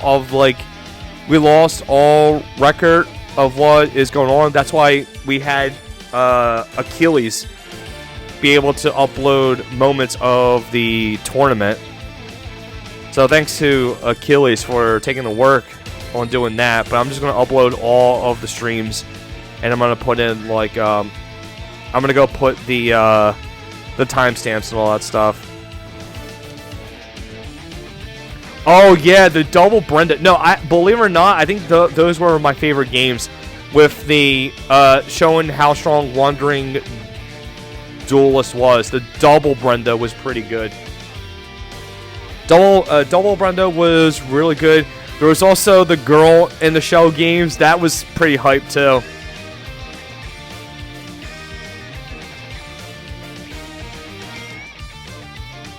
Oh, thank you to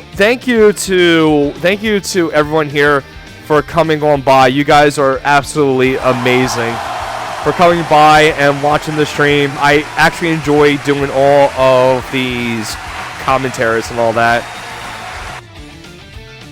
It's really fun. But man, let me tell you, it is tiring. It is so tiring. But it is fun as hell. Oh boy,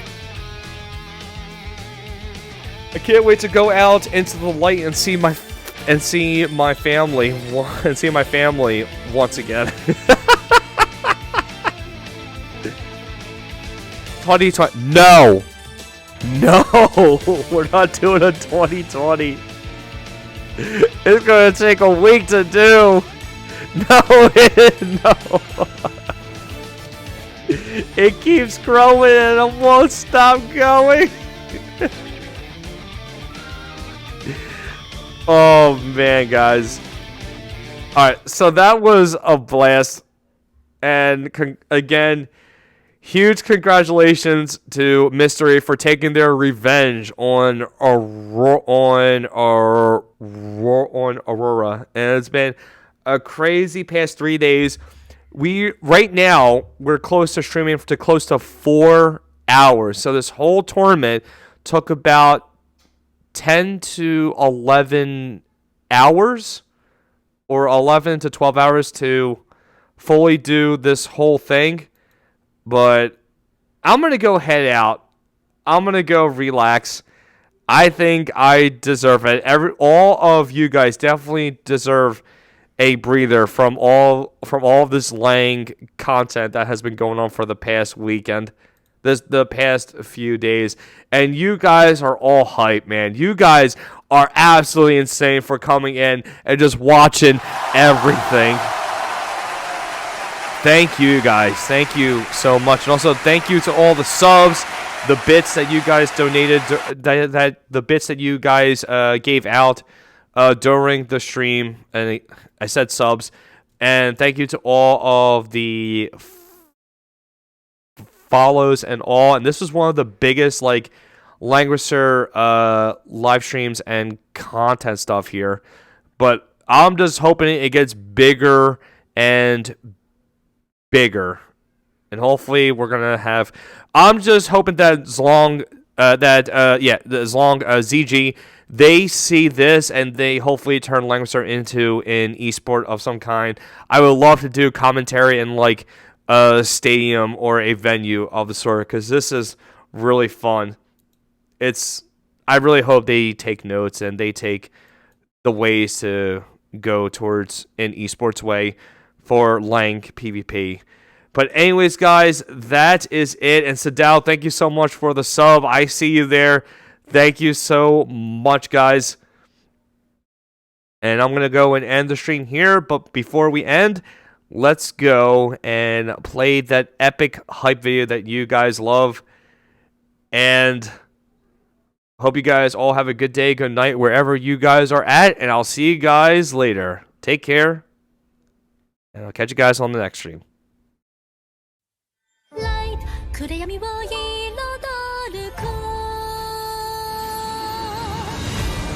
For 4 years, many commanders have answered the call to the Apex Summit. Now, are you ready to fight?